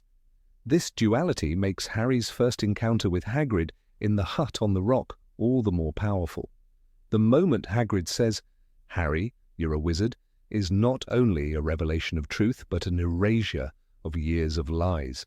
It is the first time Harry's identity is named honestly, stripped of the Dursleys' cruel fabrications. The omission of St. Brutus's from the films may seem minor, yet it alters the texture of the Dursleys' cruelty. In the cinematic narrative, their treatment of Harry is grotesque, but often comical, designed to draw laughter from audiences. In the books, however, it is layered with malice, secrecy, and social manipulation. By inventing a fake school for delinquents, they ensured Harry carried not only the burden of neglect, but also the burden of a ruined reputation. It is this quiet, insidious cruelty that reveals the Dursleys at their darkest. Their obsession with appearances was not harmless vanity, it was a weapon turned against a child. The legend of the school for difficult children stands as a testament to how far the Dursleys would go to maintain control. They wanted to erase magic from their lives, but they also wanted to erase any possibility of Harry finding dignity in the non-magical world. In their story, he was always less, always tainted, always a reason for Petunia to shake her head in staged sorrow. This lie is not just a footnote, it is a lens through which we understand the full weight of Harry's early life. It shows us that cruelty does not always come with blows or shouts. Sometimes it comes with whispered stories told over fences, tales that rewrite a child's identity before he even knows who he is. Number 24. Petunia's obsession with cleanliness.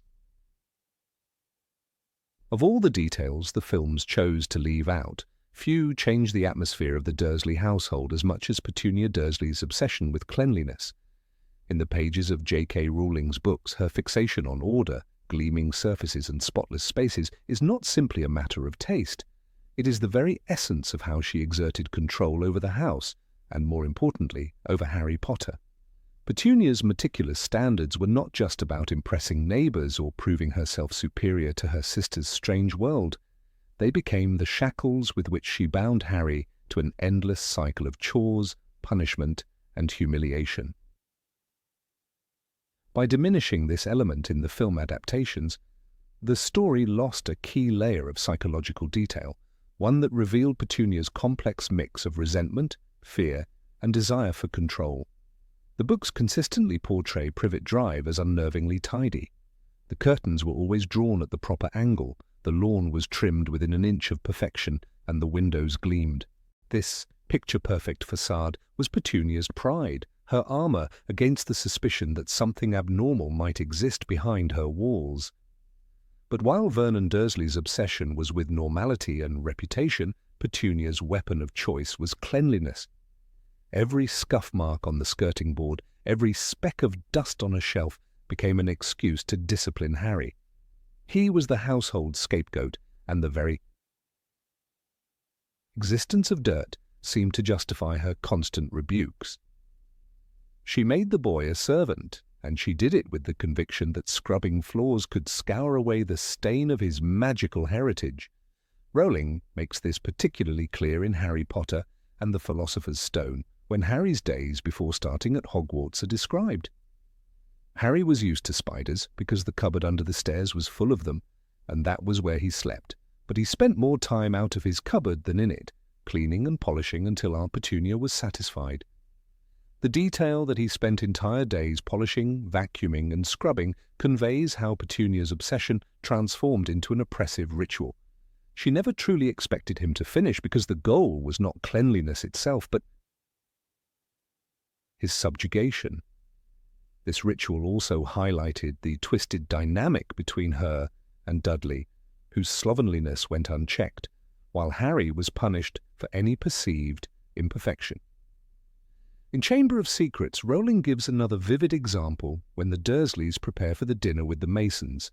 Petunia is described as working tirelessly to make the house spotless, polishing the cutlery, dusting the ornaments, and beating the rugs. Harry's task is equally endless. He is ordered to stay out of sight, but not before completing more than his share of housework. The weight of Petunia's anxiety about appearances manifests through this obsessive cleaning. She wanted everything shining to impress guests, and in that ritual, Harry was always the silent worker. The books paint this picture with precision, showing how Petunia's compulsion for order connected directly with her fear of exposure. The films, however, largely reduce this sequence to a comedic montage, with little of the suffocating atmosphere of Petunia's tyranny. One of the most striking contrasts comes in The Order of the Phoenix. Rowling describes Harry's return to Privet Drive with resigned familiarity. He had spent most of the summer scrubbing the kitchen until it gleamed, mowing the lawn twice a week, and painting the fence. Here, the detail of Harry being forced to paint the fence and repeatedly mow the lawn underscores the absurdity of Petunia's demands. These were not chores a teenager might reasonably share. They were punishments dressed as maintenance. The endless repetition was a reminder that Harry could never truly rest while in her house. By omitting such details, the films failed to communicate just how relentless Petunia's obsession was, reducing her portrayal to a caricature of disdain rather than a chillingly controlling presence. This fixation on order was not simply about household pride, it was an extension of Petunia's bitterness toward her sister Lily. Her immaculate house was, in a sense, her rebellion against the chaos magic had brought into her life. Every scrubbed window pane was a declaration, I am normal, I am proper, I am not like her. Forcing Harry to contribute to this perfection was her way of punishing him for existing, as though making him polish brass doorknobs might erase the reminder of Lily's world. When the films showed Petunia as merely sour and disapproving, they missed the opportunity to reveal the psychological depth of this resentment.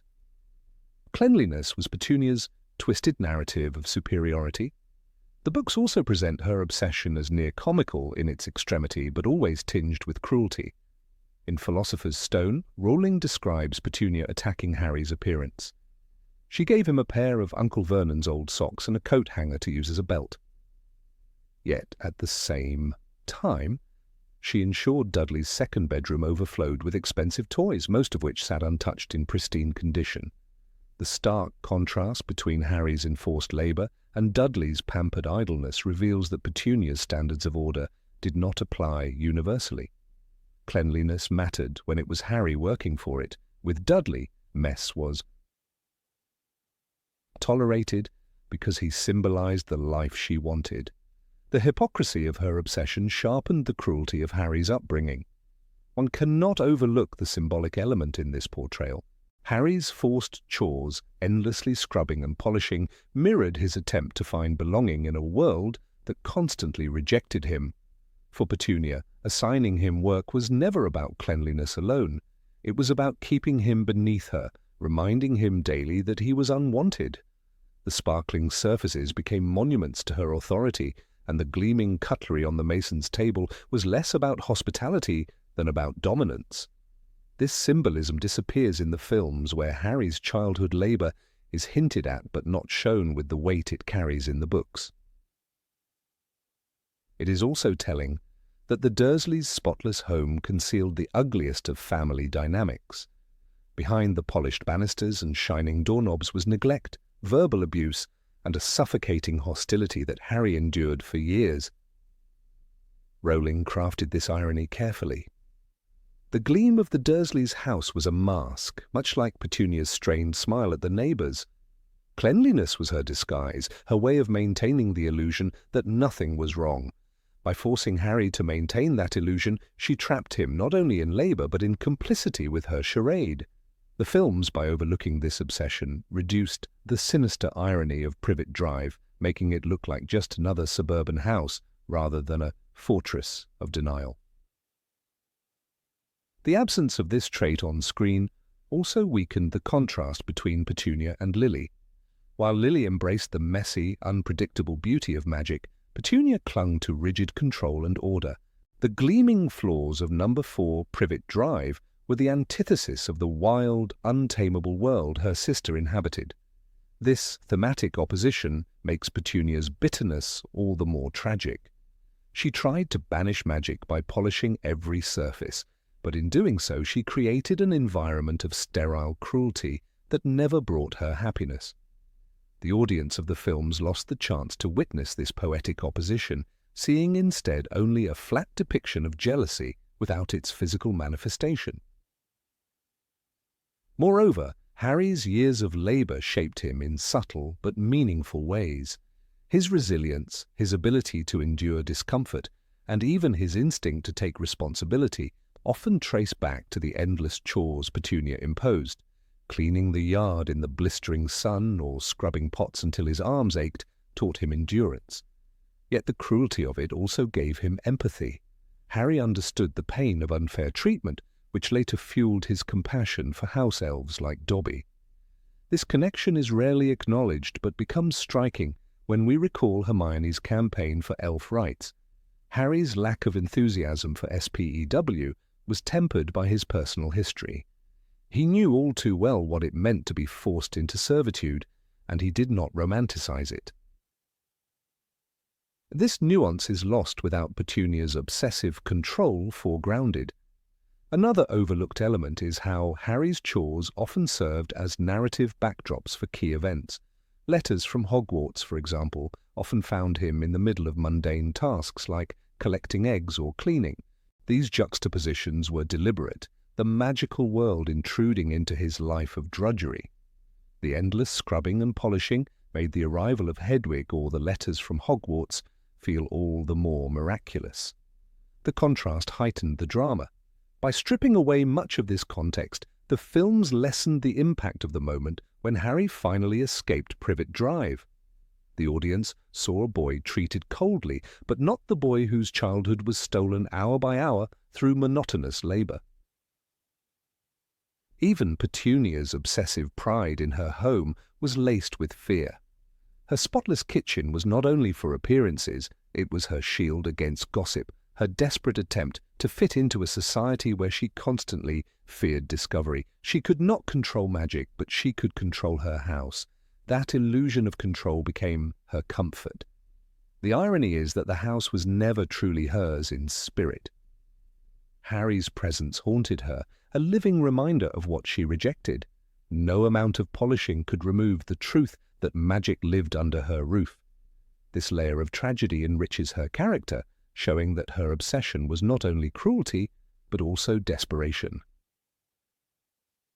Finally, the absence of this obsessive cleanliness in the films flattened Petunia into a bitter caricature. The books gave us a character who weaponized domesticity, who turned dusting and scrubbing into instruments of psychological warfare. She was not merely a cold aunt, but a woman who tried to erase her sister's memory through spotless surfaces and shining silverware. That detail made the Dursleys terrifying not because they were loud or violent, but because their cruelty was so ordinary, so wrapped in the rituals of a perfectly clean home. In overlooking this, the films robbed viewers of a chilling truth, that tyranny can exist behind polished windows, enforced not with fists, but with feather dusters and buckets of soapy water. Number 25. Petunia's jealousy of Lily. Petunia Dursley is often remembered by readers and filmgoers alike as the cold, bitter aunt who kept Harry Potter under the cupboard and complained about everything even slightly unusual. Yet beneath her stern exterior and her almost comical obsession with being ordinary lay a much more poignant truth, one that the films scarcely explored. In the pages of J.K. Rowling's books we glimpse something the camera never lingers on, the gnawing envy that Petunia carried toward her younger sister Lily. This envy was not a fleeting childhood feeling, but rather a wound that shaped her entire life, feeding her contempt for the magical world and sharpening her cruel treatment of the boy who reminded her so much of what she had been denied. The story begins long before Harry ever arrived at Privet Drive. Lily Evans, with her bright red hair and a spark of natural magic, was extraordinary even in the Muggle town where she and Petunia grew up. Petunia, by contrast, was ordinary in every sense. She had no special talents, no mysterious gifts, no reason for strangers to turn their heads in admiration. From the moment Lily discovered her magical abilities, Petunia felt the divide widen between them. Where Lily was destined for Hogwarts, a castle full of marvels, Petunia was confined to a mundane existence. The envy she felt was laced with pain, for she was not merely jealous of her sister's talent. She was crushed by the knowledge that she herself had been excluded from something greater. The books reveal an essential scene that underscores this longing. When Lily received her letter from Hogwarts, Petunia secretly wrote to Professor Dumbledore, pleading for a place at the school. She wanted, more than anything, to share in Lily's destiny. Rowling's notes and interviews confirm that Dumbledore replied kindly, though firmly, explaining that Hogwarts could only admit those with magical ability. For Petunia, this was not only a rejection, but a branding of her entire identity. She would never be special. She would always remain on the outside, looking in at a world where her sister sparkled and she faded into the background. The films, however, erased this moment of secret vulnerability, presenting Petunia only as a harsh caricature of bitterness. The quote that illuminates Petunia's envy surfaces years later, in Harry Potter and the Order of the Phoenix. In one of the rare emotional outbursts that peel back her mask, she shouts, "I know what Dementors are!" Her words stun Vernon and Dudley, but more importantly, they startle Harry, who realizes his aunt has more knowledge of the magical world than she ever admits. She had listened, she had learned, and she had never forgotten. For Petunia, even the darkest elements of the wizarding world were reminders that she had been denied entrance. Her knowledge did not come from curiosity alone, but from years of absorbing scraps of Lily's life, watching from the sidelines, burning with resentment that she was not a part of it. It is telling that Petunia's disdain for Harry is inseparable from this jealousy. Every time she looked at him, she saw not only her sister's eyes described as bright green, almond-shaped, but also the living embodiment of the world she had been locked out of. Harry was proof that Lily had been chosen, and she had been overlooked. It was easier for her to smother him in neglect and cruelty than to acknowledge the raw pain he stirred within her. The films focused on Harry's journey never stopped to show how much of Petunia's cruelty was a mask for envy. They let the audience think she was simply mean-spirited, but the books tell a different story. She was a woman who had once yearned for magic so fiercely that its absence scarred her entire life. The depth of Petunia's longing becomes even clearer when we examine her relationship with Lily. In Harry Potter and the Deathly Hallows, Rowling gives us a glimpse of Lily's childhood through Severus Snape's memories. Petunia, then a teenager, calls her younger sister a freak. This harsh word was not merely an insult, it was a shield. For if Petunia could convince herself that magic was strange and undesirable, then perhaps she could soften the pain of her exclusion. Her insults were a desperate attempt to rewrite the truth, that she wanted magic for herself, that she envied Lily deeply, that she could not stand being the ordinary sibling in a family touched by wonder. Dumbledore's role in this tension is also revealing. He once described Petunia as a very good person really under all that gruffness, though her choices often spoke otherwise. When he entrusted Harry to her care, he reminded her in his letter that Lily's sacrifice had given her the ability to protect the boy. Yet Petunia never shared this with her family. Instead, she clung to her bitterness. The irony is striking. She, who had longed for magic more than anything, ended up harboring one of the greatest magical protections in the world within her own home. The blood charm tied her to the wizarding world forever, whether she liked it or not, and it was perhaps the cruelest twist of fate that her envy had to live side by side with the very magic she claimed to despise. In contrast, the films simplified this complexity. They portrayed Petunia as a narrow-minded suburban woman who flinched at anything abnormal. Viewers saw her shrill disapproval, her obsession with Dudley's comfort, her refusal to acknowledge Harry's significance. What they did not see was the letter to Dumbledore, the longing in her heart, or the tears she may have shed after watching Lily leave for Hogwarts. Without these details, the character becomes flat, her cruelty inexplicable beyond mere spite. Readers of the books, however, know that her behavior is rooted in a much deeper conflict, a war between envy and self-preservation, between yearning and rejection. The envy Petunia felt also shaped her marriage. Vernon Dursley was the perfect partner for someone determined to deny the existence of magic. He was pompous, materialistic, and entirely uninterested in anything that threatened his vision of normality. With him, Petunia could build a fortress of dull routine, a life where she could pretend that magic did not matter. Yet the very effort to erase it from her world only highlighted its absence. The more she insisted on Dudley's achievements, the more she exaggerated their perfectly normal life, the more it became clear that she was trying to bury the wound of envy that had never healed. Rowling's storytelling leaves subtle traces of this inner battle.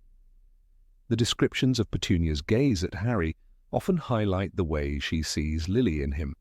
Her silence at key moments, such as when Dumbledore's name is mentioned, speaks volumes. The envy is never spelled out in long passages, but it lingers in every dismissive remark, every door slammed on Harry's face, every time she chose cruelty over kindness. The films captured her actions, but not the invisible currents beneath them. By leaving out her envy, they stripped away the tragic element that made Petunia more than just a villain in Harry's early life. A poignant detail lies in Petunia's final moment with Harry. In the book version of Deathly Hallows, when the Dursleys are forced to leave Privet Drive for their own safety, Petunia almost says something meaningful to her nephew. She turns toward him as though on the verge of confession, but swallows her words and walks away. Rowling later hinted that Petunia wanted to tell Harry she knew how much he had lost, that she understood the void left by Lily's death. But her pride, her years of bitterness, and perhaps her fear of vulnerability silenced her. This unfinished moment is a reminder that envy had carved a wall between them too high to climb. The films cut this almost entirely, missing an opportunity to show the tragic undertone of her character. It is worth imagining how different Petunia's life could have been had she been able to let go of her envy. If she had embraced Harry not as a reminder of what she lacked, but as a connection to her sister, her story might have been one of healing rather than bitterness. Instead, she allowed envy to harden into cruelty. This choice did not make her evil in the grand sense, but it did make her small, a figure consumed by resentment. The tragedy is that her envy was born of love for her sister, and the desire to share in her world. Denied this, she twisted that love into scorn, and in doing so, she betrayed herself as much as she betrayed Harry. Harry's childhood at Privet Drive was marked by loneliness, yet the knowledge of Petunia's envy adds a layer of bitter irony.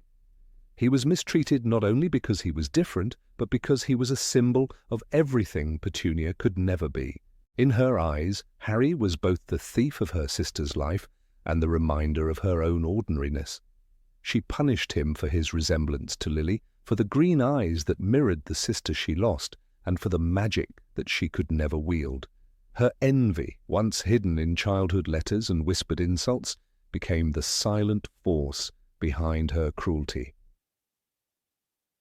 In the end, the omission of Petunia's envy in the films robbed audiences of a deeper understanding of the Dursleys' household. Without it, the story of Harry's mistreatment seemed one-dimensional, a tale of bad relatives and good triumphing over their neglect. With it, the story becomes something far more tragic, a portrait of a woman who once dreamed of being part of a magical world only to be excluded, and who spent the rest of her life resenting both her sister and her nephew for the gift she never received. Her envy is the key to her bitterness, the unseen shadow behind every slammed cupboard door. It is what made Petunia not merely cruel, but deeply, heartbreakingly human. Number 26. Hatred of owls. In the films, Hedwig was presented with a gentle grace perched quietly in her cage, often a symbol of comfort for Harry and a friend who remained by his side. Yet the truth buried in J.K. Rowling's pages reveals an entirely different tension. The Dursleys loathed her presence. To them, Hedwig was not a majestic creature, but a constant reminder of the world they so desperately wanted to erase from their tidy lives. Vernon, in particular, saw the snowy owl as a daily insult. He detested her sharp eyes, the sound of wings beating against the bars, and the scratches that echoed when she demanded freedom. The owl became the embodiment of everything he could not control, Harry's magical identity. The very first summer Harry spent after his arrival at Privet Drive, Hedwig became a flashpoint. She was locked in her cage because Vernon feared the neighbours might notice a boy with an owl. The words are written plainly in the first book, where Rowling notes Uncle Vernon had banned Harry from letting Hedwig out at night. This ban was not just an attempt to silence her, it was an attack on Harry himself, an effort to cut him off from communication, from letters, from his friends. The Dursleys' hatred of the owl reflected their deeper hatred of Harry's connection to the wizarding world. They could tolerate the boy as long as they could pretend his powers were not real, but the owl was a living, breathing reminder that normality had already slipped through their fingers. What the films often glossed over is how much this resentment grew into fear. For Vernon, an owl was not just unusual, it was dangerous. He often shouted that she would wake the neighbours, or that someone would call the council. His fears were exaggerated, but in his mind, perfectly rational. Petunia, too, shuddered at the very sound of her feathers. Hedwig, with her white plumage, became a beacon. She could not be hidden easily, not like a broomstick locked in a cupboard. She was alive, vocal, and proud. For the Dursleys, this made her intolerable. Harry's owl was also clever, and cleverness in animals unsettled Vernon. In Harry Potter and the Chamber of Secrets, it is said that Hedwig rattled her cage with her beak, as though to remind Harry she was still imprisoned. Her defiance mirrored Harry's own. Vernon hated it. He wanted obedience, silence, and control. Hedwig offered none of those. Instead, she scratched, hooted, and made her frustration known. The films reduced her to a passive pet, but in truth, her behavior filled the Dursleys with dread. She would not let herself be treated like a goldfish or a cat. She was a magical creature, independent and free-spirited, and that freedom enraged the family that locked her away. There is a particular passage in The Prisoner of Azkaban that illustrates the hatred vividly. When Harry is forced to stay at Privet Drive, Vernon roars, "That ruddy bird is going to have to go!" The vehemence in his words is striking.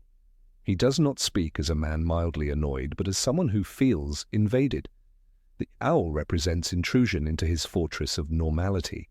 Hedwig's mere existence in his home unsettles him because she carries letters, secrets, and a world that mocks his authority. He cannot shout down an owl, cannot intimidate her with fists or threats, and that lack of power infuriates him.